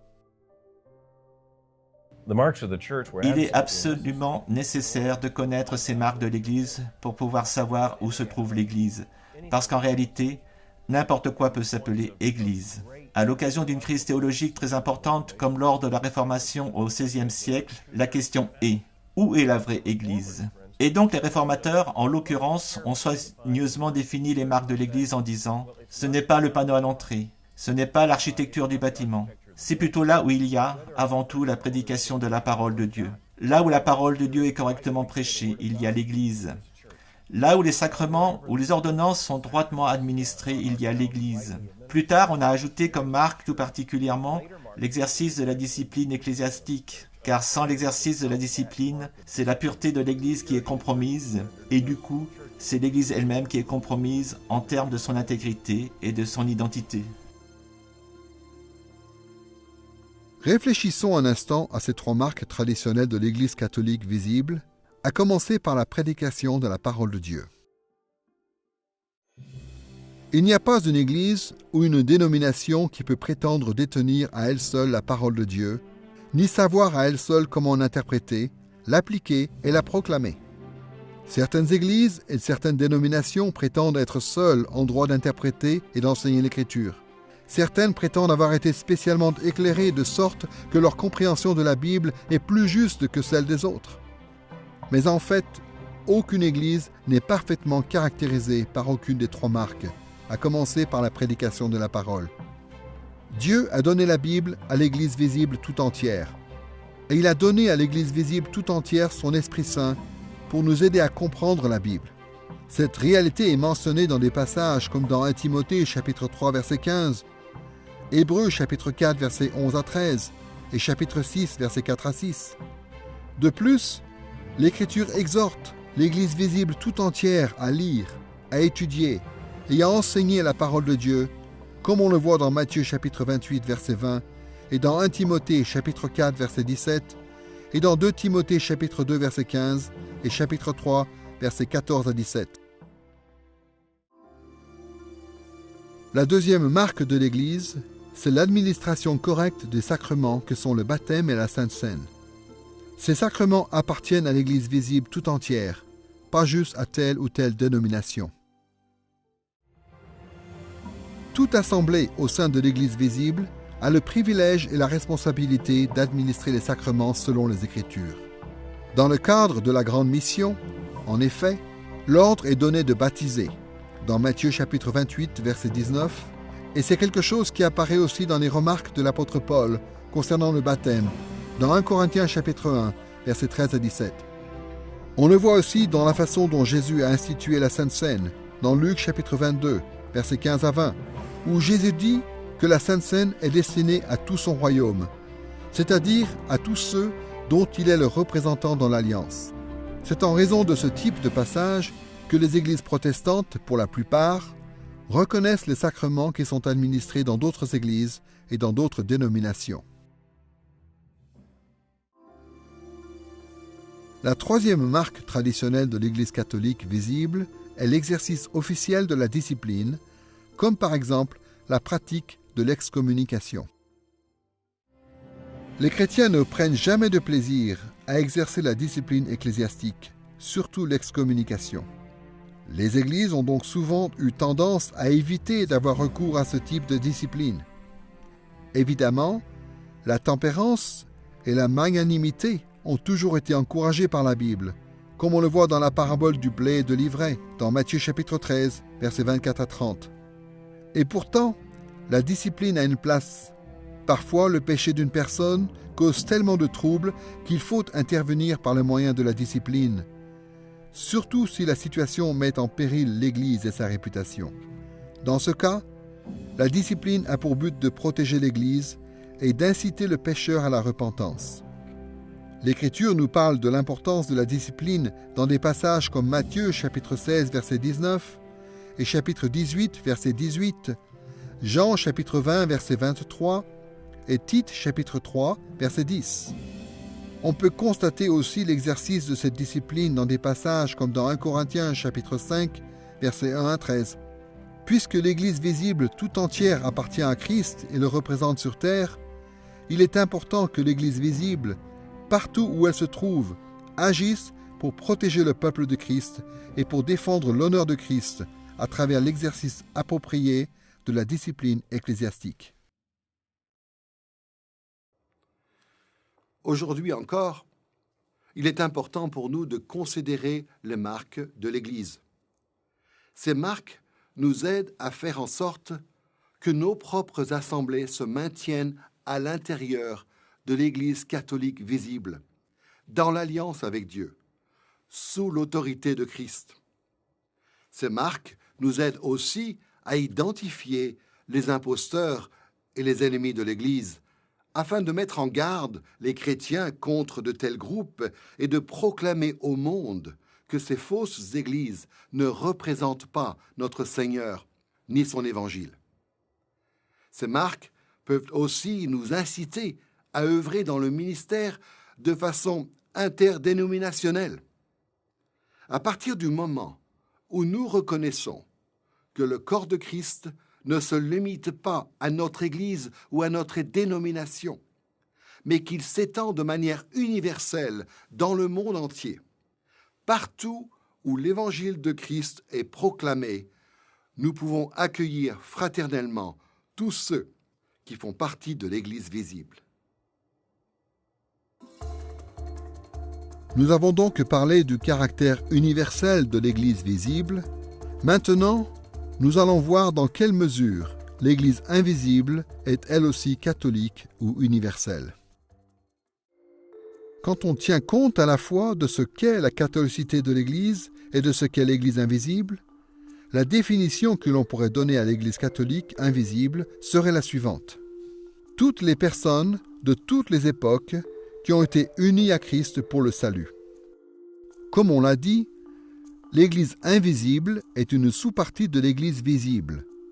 Donc, il est également vrai que toute personne dans l'Église invisible est dans l'alliance avec Dieu sous l'autorité de Christ.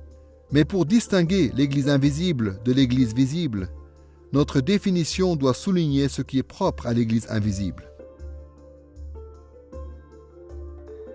On pourrait réfléchir au caractère catholique de l'Église invisible de toutes sortes de façons, mais nous allons nous limiter à deux choses. D'abord, nous allons voir que l'Église invisible est universelle car il n'y a qu'un seul Sauveur. Et deuxièmement, nous verrons que l'Église invisible est universelle car il n'y a qu'une seule religion véridique qui nous fasse connaître ce Sauveur. Commençons par l'idée qu'il n'y a qu'un seul Sauveur. L'Écriture enseigne clairement que Jésus-Christ est le seul Sauveur des hommes. Il est le seul à avoir le pouvoir de nous sauver. Personne d'autre n'a jamais eu ce pouvoir, ni ne l'aura jamais. C'est ce que dit l'apôtre Pierre avec insistance dans Actes chapitre 4, verset 12. Le salut ne se trouve en aucun autre, car il n'y a sous le ciel aucun autre nom donné parmi les hommes par lequel nous devions être sauvés. Il n'y a jamais eu d'autre sauveur pour les hommes que Jésus. Notre Seigneur lui-même l'a affirmé dans Jean chapitre 14, verset 6, quand il a dit « Moi, je suis le chemin, la vérité et la vie. Nul ne vient au Père que par moi. » Pourquoi Jésus est-il le seul à pouvoir nous sauver? Eh bien, il fallait que le Sauveur soit à la fois un homme parfait et parfaitement Dieu. Et Jésus a été cet homme parfait dans le but de prendre notre place, dans le but de s'offrir en sacrifice pour nous, dans le but d'être notre substitut. Et donc Jésus était le seul à pouvoir accomplir cela. Et bien sûr, c'est ce que Dieu avait prévu depuis le début de l'histoire de la rédemption. Quand Dieu a choisi David pour être le grand Messie de Dieu, pour être son oint. Et Jésus est ce grand roi qui devait venir après David. Et Jésus a accompli son office. Et donc tout l'Ancien Testament nous prépare à la venue de Jésus. Jésus est le seul qui remplisse tous les critères et qui soit capable de sauver complètement son peuple de ses péchés. Jésus est reconnu comme sauveur par les réformés, par les baptistes, par les anglicans, par les méthodistes, par les presbytériens, par les luthériens, par les catholiques romains, par les orthodoxes et par tous ceux qui font partie d'une dénomination appartenant à l'Église visible. Il n'y a qu'une seule Église invisible, parce que toutes les personnes qui sont sauvées sont unies au même Christ, au même Sauveur. Il est la raison de notre unité. Et puisqu'il n'y a pas de division en lui-même, il n'y a pas de division non plus entre nous.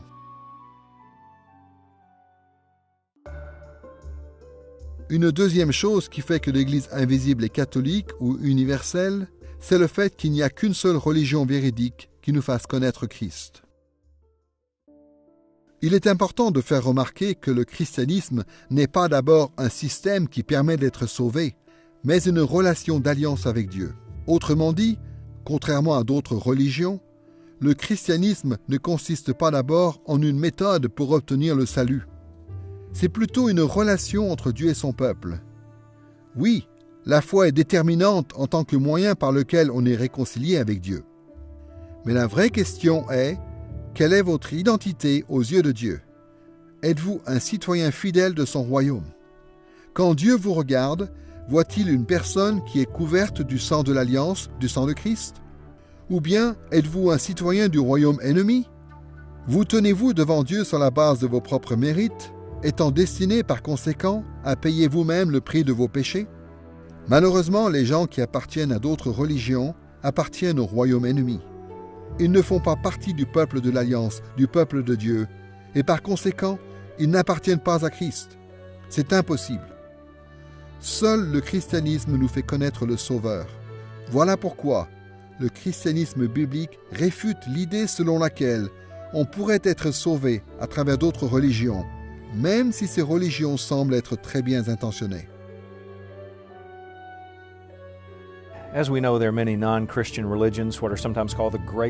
Nous le savons.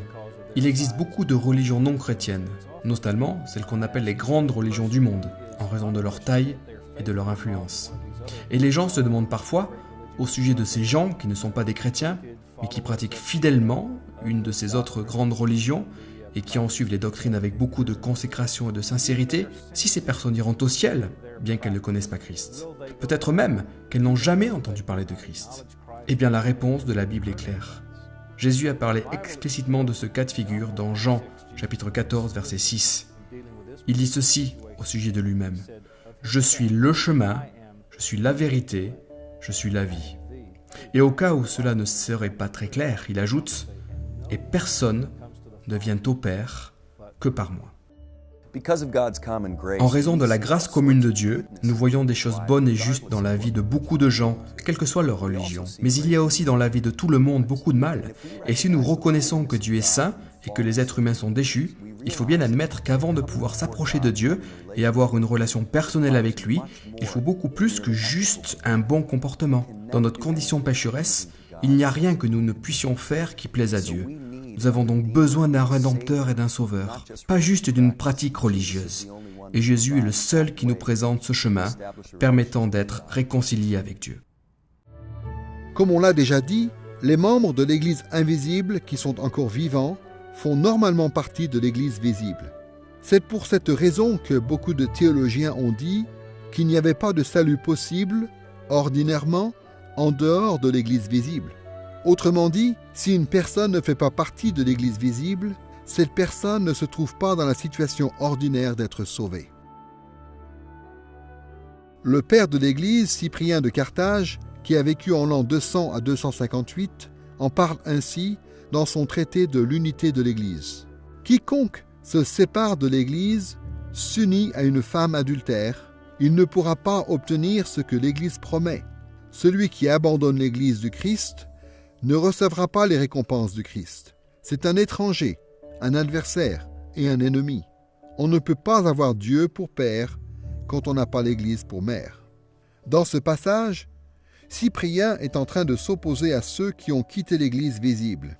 Et ce qu'il est en train de dire, c'est qu'on ne peut pas faire partie de l'Église invisible et recevoir les récompenses du Christ, à moins de faire aussi partie de l'Église visible. Cet argument rejoint ce qu'on a dit sur le fait que l'Église visible se trouvait dans une relation d'alliance avec Dieu. La réalité, c'est que le salut lui-même est un bienfait propre à l'alliance de Dieu. C'est ce qu'on voit d'après Jérémie, chapitre 31, versets 31 à 34, Luc, chapitre 1, versets 69 à 75, Romains, chapitre 11, verset 27, Hébreux, chapitre 7, versets 22 à 25, et dans beaucoup d'autres passages. Prenons par exemple ce que dit Jésus dans Luc chapitre 22, verset 20, au moment où il institue la Sainte Seine. « Cette coupe est la nouvelle alliance en mon sang qui est répandue pour vous. » Le soir de son arrestation, Jésus a dit que le sang qu'il verserait pour expier nos péchés constituerait une alliance. Autrement dit, le salut qui vient du sang de Christ nous est offert uniquement dans son alliance. Et puisque c'est l'Église visible qui est dans cette alliance avec Dieu, le salut n'est offert ordinairement qu'à travers l'Église visible. C'est ce qui se passe lorsque des personnes de l'Église visible viennent à la foi ou lorsque l'Église visible gagne des convertis par le moyen de l'évangélisation.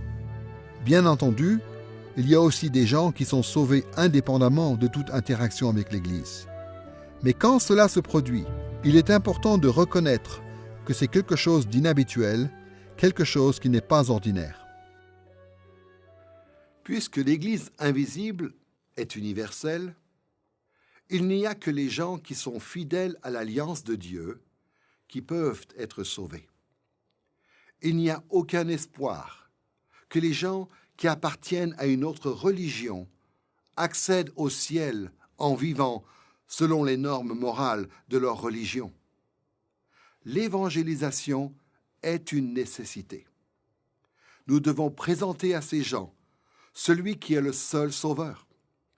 Nous devons les intégrer dans la communauté de l'Alliance, dans le royaume terrestre de Dieu, et leur enseigner à aimer et à suivre celui qui en est le Seigneur et le Roi.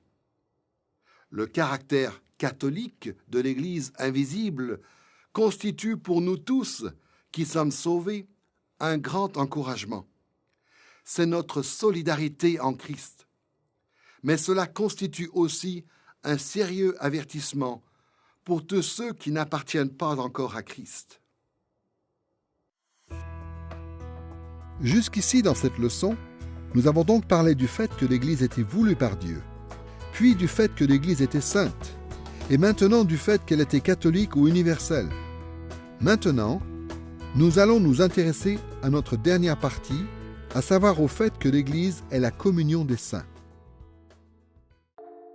Quand nous avons parlé de la signification du mot « saint », nous avons constaté que ce terme faisait référence de façon générale à tous ceux qui sont dans l'Église visible et de façon plus particulière à tous ceux qui sont dans l'Église invisible.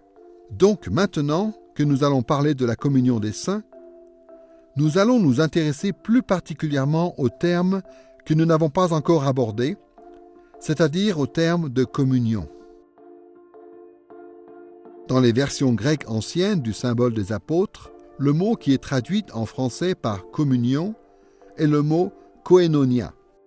L'Écriture emploie couramment ce mot pour désigner la relation fraternelle qui existe entre les membres de l'Église, notamment en vertu de leur union avec Dieu.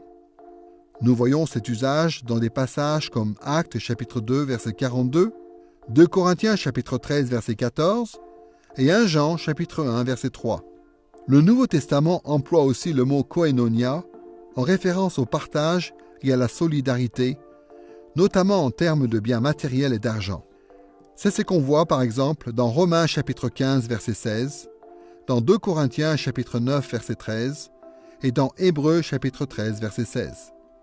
C'est un mot qui est aussi employé pour parler du partage de l'Évangile, pas juste en termes d'évangélisation, mais en termes de partage réciproque au sein de l'Église, comme dans Philippiens chapitre 1 verset 5 et dans Philémon verset 6. Étant donné cet usage, on a traditionnellement considéré que le mot communion dans le credo désignait à la fois la communion fraternelle entre les membres de l'Église et le fait qu'ils avaient certaines choses en commun, et par implication, le fait qu'ils dépendaient les uns des autres. Pour examiner cette notion de communion des saints, nous allons revenir à une distinction qui, maintenant, devrait nous être familière. D'abord, nous allons réfléchir à la communion qui existe dans l'Église visible. Et deuxièmement, nous réfléchirons à la communion qui existe dans l'Église invisible. Commençons par la communion des saints dans l'Église visible. La communion de l'Église visible comporte beaucoup d'aspects, mais nous allons nous contenter d'en mentionner 3. D'abord, le moyen de grâce. Ensuite, les dons spirituels. Et troisièmement, les biens matériels. Commençons par les moyens de grâce. Les moyens de grâce sont des outils ou des mécanismes que Dieu utilise ordinairement pour communiquer sa grâce à son peuple. John Wesley, un des fondateurs de l'Église méthodiste, propose une définition des moyens de grâce qui reflète bien ce que croient de nombreuses traditions chrétiennes. Voici ce qu'il écrit dans son sermon numéro 16, qui est basé sur le passage de Malachie, chapitre 3, verset 7. Par moyen de grâce, j'entends des signes, des paroles ou des actes que Dieu a institués et établis, expressément en vue d'en faire le canal par lequel il communiquerait habituellement aux hommes sa grâce qui prévient, qui justifie, qui sanctifie. Les moyens de grâce, c'est ce que certains appellent les disciplines spirituelles ou encore les œuvres de la piété selon les différentes traditions. On me demande parfois, Comment ces moyens de grâce agissent-ils? Mais ce que je veux répondre à chaque fois, c'est « ils n'agissent pas ». C'est Dieu qui agit. C'est la grâce de Dieu qui est agissante. Mais les moyens de grâce constituent pour nous l'occasion de recevoir et de bénéficier de cette grâce. Ils fournissent des moments et des lieux où nous pouvons être particulièrement attentifs à la grâce de Dieu qui œuvre dans notre vie. Je me les représente parfois comme des tuyaux. Il ne s'agit pas de confondre le tuyau avec l'eau qu'il transporte. C'est l'eau de la vie que nous voulons recevoir. Mais ce sont les tuyaux qui nous amènent cette eau. Les moyens de grâce nous sont donc utiles en ce qu'ils nous permettent de recevoir l'eau de la vie. Concrètement, il y a beaucoup de moyens que Dieu utilise pour nous communiquer sa grâce, y compris des choses comme l'adversité et la souffrance, la foi, la charité et la communion fraternelle. Mais traditionnellement, les théologiens ont mis en valeur 3 moyens de grâce en particulier. La parole de Dieu, les sacrements du baptême et de la Sainte Seine et la prière. Ces 3 moyens de grâce sont destinés à l'Église visible tout entière et à ses membres croyants comme à ses membres non croyants. Le petit catéchisme de Westminster, un document protestant historique qui résume la doctrine chrétienne, décrit ainsi les moyens de grâce à la 88e question. Question: quels sont les moyens extérieurs par lesquels le Christ nous communique les bienfaits de la rédemption? Réponse: les moyens extérieurs et ordinaires par lesquels le Christ nous communique les bienfaits de la rédemption sont ses ordonnances, spécialement sa parole, les sacrements et la prière, qui sont toutes efficaces pour le salut des élus. L'Écriture parle du bienfait de ces moyens de grâce dans des passages comme Romains chapitre 10 verset 14, 1 Corinthiens chapitre 10 verset 17 et 1 Pierre chapitre 3 verset 12 à 21.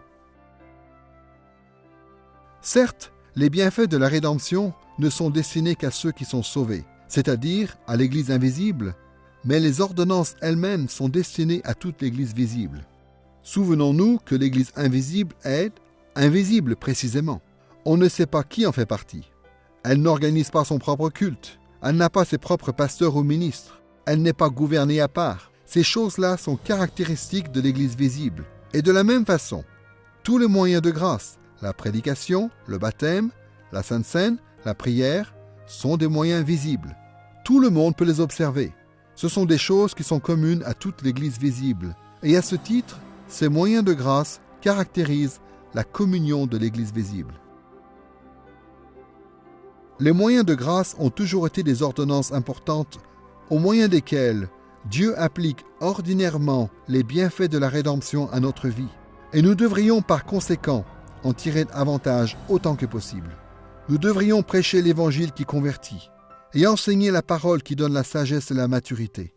Nous devrions faire usage des sacrements qui nous présentent l'Évangile de manière visible et qui nous scellent dans l'alliance de Dieu.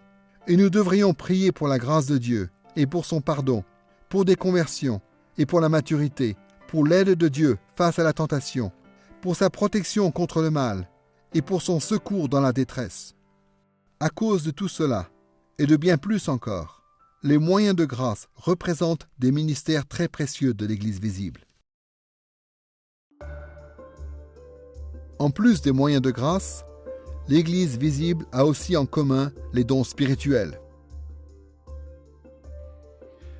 Alors attention, lorsque nous disons que les dons spirituels ont été donnés à toute l'Église visible, nous ne sommes pas en train de dire que toutes les personnes dans l'Église visible ont été remplies du Saint-Esprit.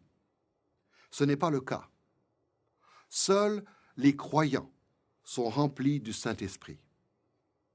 Néanmoins, le Saint-Esprit utilise tous les dons spirituels dans le but d'édifier toute l'Église visible.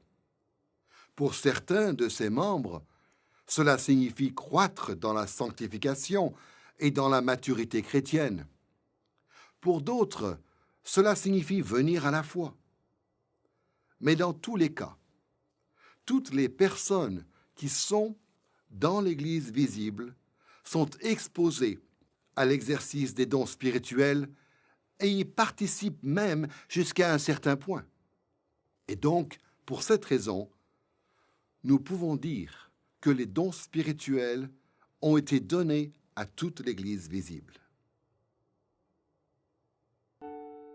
Le fait que les dons spirituels aient été donnés à toute l'Église visible se voit de différentes manières. D'abord, ils sont exercés dans le cadre du culte public. On le voit de façon explicite dans 1 Corinthiens chapitre 14, versets 13 à 26. Ensuite, ils ont été donnés dans le but d'édifier toute l'Église. C'est ce qu'on voit dans des passages comme 1 Corinthiens chapitre 12, versets 4 à 7, ou dans Éphésiens chapitre 4, versets 3 à 13. Troisièmement, l'apôtre Paul dit clairement que les langues sont un signe, même pour les non-croyants dans l'Église, comme on le voit dans 1 Corinthiens chapitre 14, versets 21 et 22. Et quatrièmement, les non-croyants dans l'Église sont condamnés pour n'avoir pas tiré profit des dons spirituels, comme on le voit dans Hébreux chapitre 6, versets 4 à 6. Ainsi, l'Écriture nous montre clairement que les croyants et les non-croyants ensemble sont au bénéfice des dons spirituels de l'Église. Tout comme les moyens de grâce, les dons spirituels représentent encore aujourd'hui un grand bienfait pour l'Église visible. Les dons spirituels sont utiles pour la proclamation de la vérité et pour la conversion des perdus. Ils sont donc utiles pour la croissance des croyants dans la foi et dans la maturité. Et de nombreux dons tels que la miséricorde et l'hospitalité sont utiles pour le secours matériel des membres du peuple de Dieu qui sont dans le besoin. Lorsque le Saint-Esprit accorde ces dons à son peuple, nous devons encourager chacun à faire usage de ces dons au profit de tous, sans faire de discrimination dans l'Église visible. La communion de l'Église visible se voit aussi dans la façon dont ses membres partagent leurs biens matériels. Une des facettes de la communion ou de la koinonia dans la Bible et dans l'Église primitive, c'était le fait que les chrétiens partageaient leurs biens matériels avec les personnes les plus nécessiteuses dans l'Église visible. Le mot koinonia était souvent utilisé pour désigner le secours matériel offert aux pauvres, comme dans Romains chapitre 15, verset 26, dans 2 Corinthiens chapitre 8, verset 4 et chapitre 9, verset 13, et dans Hébreux chapitre 13, verset 16. Même quand le mot koinonia n'est pas utilisé, cet aspect de la communion se révèle dans la pratique des premiers chrétiens. Beaucoup d'entre eux, par exemple, vendaient ce qu'ils possédaient et en offraient le produit à l'Église, comme on le voit dans Actes chapitre 2, versets 44 et 45, et au chapitre 4, versets 34 et 35. À l'époque de l'Église primitive, certains chrétiens héroïques se sont même vendus eux-mêmes comme esclaves dans le but d'en libérer d'autres, ou pour récolter de l'argent et ainsi subvenir aux besoins des pauvres. Le père de l'Église, Clément de Rome, qui a vécu de l'an 30 à l'an 100, parle de cette pratique dans une lettre connue sous le nom de Clément, qu'il a écrite aux Corinthiens. Écoutez ce qu'il dit au chapitre 55 de cette lettre. « Nous savons que beaucoup des nôtres se sont mis volontairement dans les fers pour en racheter d'autres. Un grand nombre aussi se sont vendus comme esclaves pour en nourrir d'autres avec le prix. » Ce sentiment de communion était si fort dans l'Église primitive, et les croyants estimaient les autres comme étant si supérieurs à eux-mêmes qu'ils n'étaient pas seulement disposés à partager ce qu'ils possédaient, mais même à sacrifier leur liberté dans le but de donner aux autres. Cette façon de penser nous est expliquée dans 2 Corinthiens chapitre 8, versets 3 à 5. Voyez ce que dit l'apôtre Paul dans ce passage. « Ils ont donné selon leurs possibilités, je l'atteste, et même au-delà de leurs possibilités. Ils nous ont demandé avec beaucoup d'insistance la grâce de participer à ce service en faveur des saints. Ils se sont d'abord donnés eux-mêmes au Seigneur et à nous, par la volonté de Dieu. » Dans ce passage, Paul est en train de décrire la générosité des églises de la Macédoine, et il explique que c'est leur consécration au Seigneur qui pousse ses croyants à donner de manière sacrificielle à son Église, à l'Église visible. Le fait de partager ses biens matériels avec ceux qui sont dans le besoin constitue un aspect important de la vie de l'Église visible. L'Église tout entière est le peuple de Dieu, la communauté de l'Alliance. Dieu se préoccupe de tous ceux qui en font partie et il nous appelle à faire de même. Pour le dire simplement, tout ce que nous possédons appartient au Seigneur. Il a seulement fait de nous les gestionnaires de ce qui lui appartenait. Et cela veut dire que par notre charité et notre libéralité, c'est le Seigneur qui pourvoit aux besoins de son peuple et c'est son témoignage à l'Évangile dans le monde. Donc, si nous voulons lui être fidèles, nous ne devons pas refuser les biens du Seigneur au peuple du Seigneur qui en a besoin. Nous avons donc parlé de la communion des saints du point de vue de l'Église visible. Maintenant, nous allons en parler du point de vue de l'Église invisible. Nous allons nous intéresser à deux idées principales en ce qui concerne la communion des saints dans l'Église invisible. D'abord, nous allons parler du fait que tous les croyants sont unis à Christ. Et deuxièmement, nous parlerons du fait que les croyants sont unis les uns aux autres. Commençons par le fait que nous sommes unis à Christ. Le Nouveau Testament mentionne souvent le fait que les croyants sont unis à Christ. Le plus souvent, cette idée apparaît lorsqu'il nous est dit que les croyants sont en Christ ou en Jésus ou en lui. D'une part, cette union signifie que Jésus représente les croyants auprès du Père, notamment dans sa mort et dans sa résurrection. Mais d'autre part, cela signifie que les croyants sont unis à Jésus de façon mystique et vitale. Jésus demeure en nous et nous demeurons en lui. I think one of the central teachings, and the Apostle Paul in particular, is that we're united. Je pense qu'une des idées les plus centrales dans l'enseignement de l'apôtre Paul en particulier, c'est que nous sommes unis à Jésus-Christ. Nous lui appartenons. Quand on considère l'ensemble de la révélation biblique, je crois que la Bible nous dit que nous sommes soit en Adam, soit en Christ. Adam, bien sûr, c'était le premier être humain. Tous les êtres humains sont nés en tant que fils et filles d'Adam. Et par conséquent, ils entrent dans le monde en tant que pécheurs. Ils ont une nature pécheresse. Ils sont séparés de Dieu.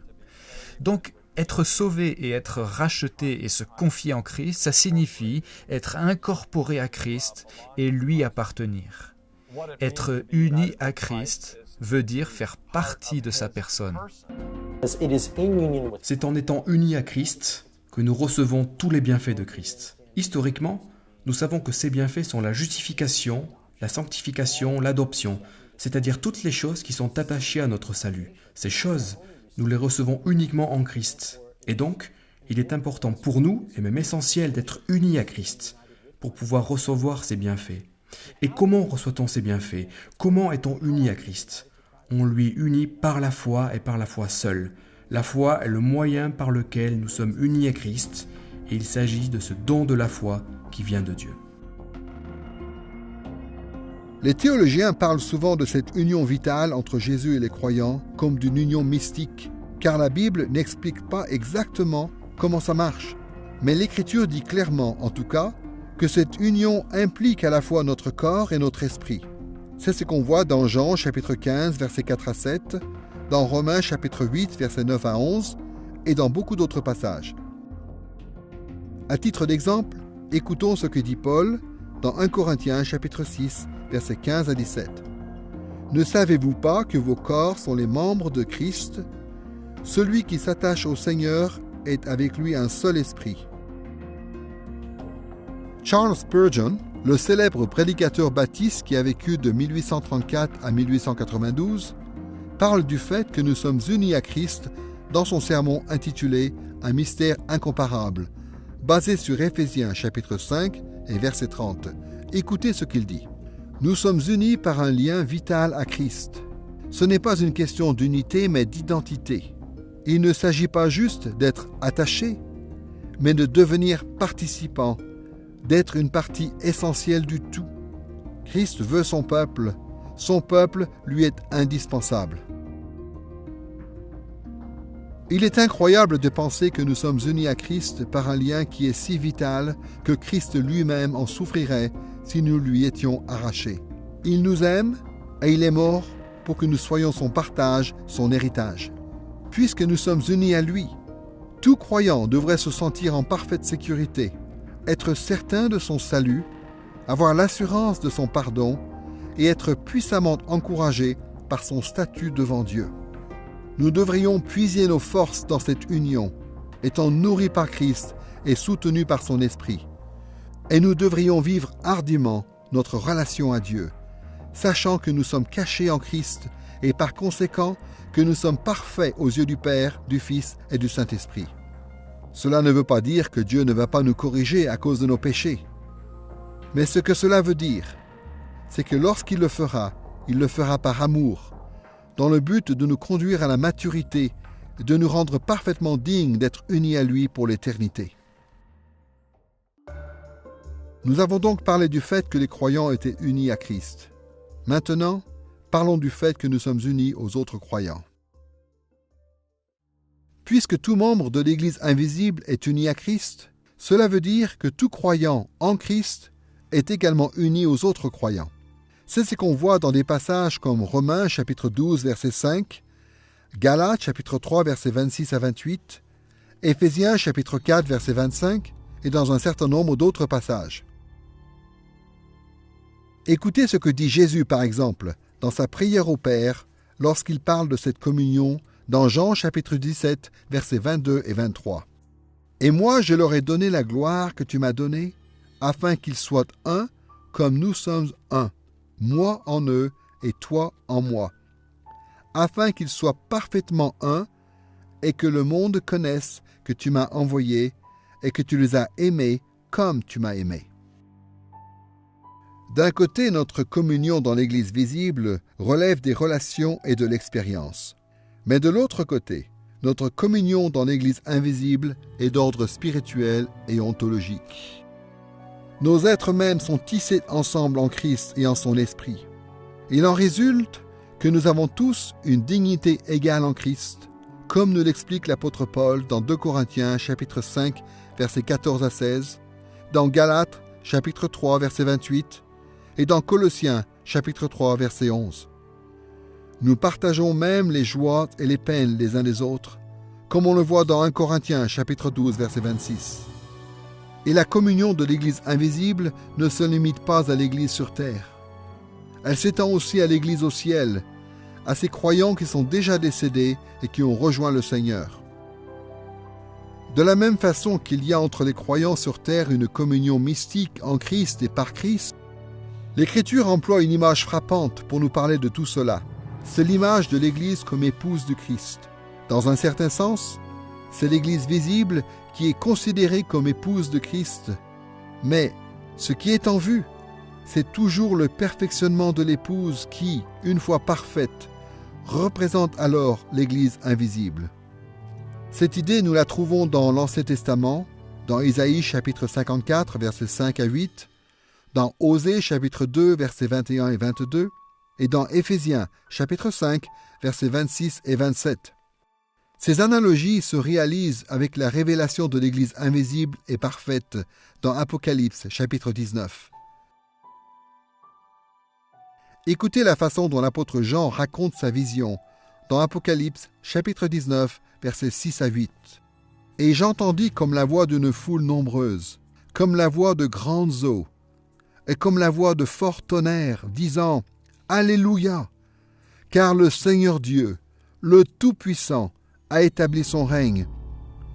Réjouissons-nous, soyons dans l'allégresse et donnons-lui gloire, car les noces de l'agneau sont venues et son épouse s'est préparée. Il lui a été donné de se vêtir de fin lin éclatant et pur. Le fin lin, ce sont les œuvres justes des saints. » Nous voyons dans ce passage que l'épouse de Christ se compose de tous les rachetés de toutes les époques, en communion les uns avec les autres. Nous sommes tous un, revêtus d'une seule robe éclatante, constituée des œuvres bonnes de tous les croyants. D'après l'Écriture, le fait que les croyants soient unis les uns aux autres a beaucoup de conséquences pratiques. Cela veut dire, par exemple, que tout croyant est précieux et même indispensable aux yeux du Christ. Cela veut dire aussi que nous devons nous respecter les uns les autres et nous mettre au service les uns des autres. Nous devons aussi faire preuve de compassion les uns envers les autres, nous montrer aimables, doux et patients et nous pardonner réciproquement. Nous devons traiter les autres comme nous voudrions être traités et comme nous nous traitons nous-mêmes. Car comme ils sont unis à nous en Christ, ils font autant partie de nous que notre propre corps. Dans cette leçon consacrée au symbole des apôtres, nous avons réfléchi à la doctrine de l'Église. Nous avons vu que l'Église était voulue par Dieu en tant que communauté particulière. Et nous avons parlé du fait que l'Église était sainte, c'est-à-dire à la fois mise à part et pure. Nous avons également parlé de son caractère catholique ou universel. Et nous avons vu dans quelle mesure elle était la communion des saints.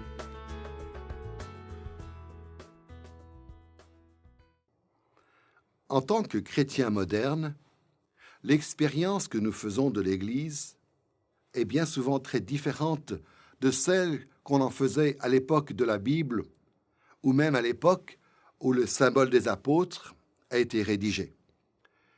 Mais les réalités sous-jacentes, propres à la vie de l'Église, n'ont jamais changé.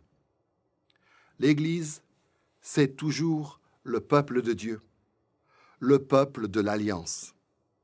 C'est toujours le canal que Dieu a choisi pour communiquer son évangile au monde et pour faire avancer son royaume sur la terre. Nous, l'Église, nous sommes saints pour le Seigneur. Nous sommes son royaume. Nous sommes son peuple, unis les uns aux autres en lui. Et le Seigneur lui-même œuvre à travers nous.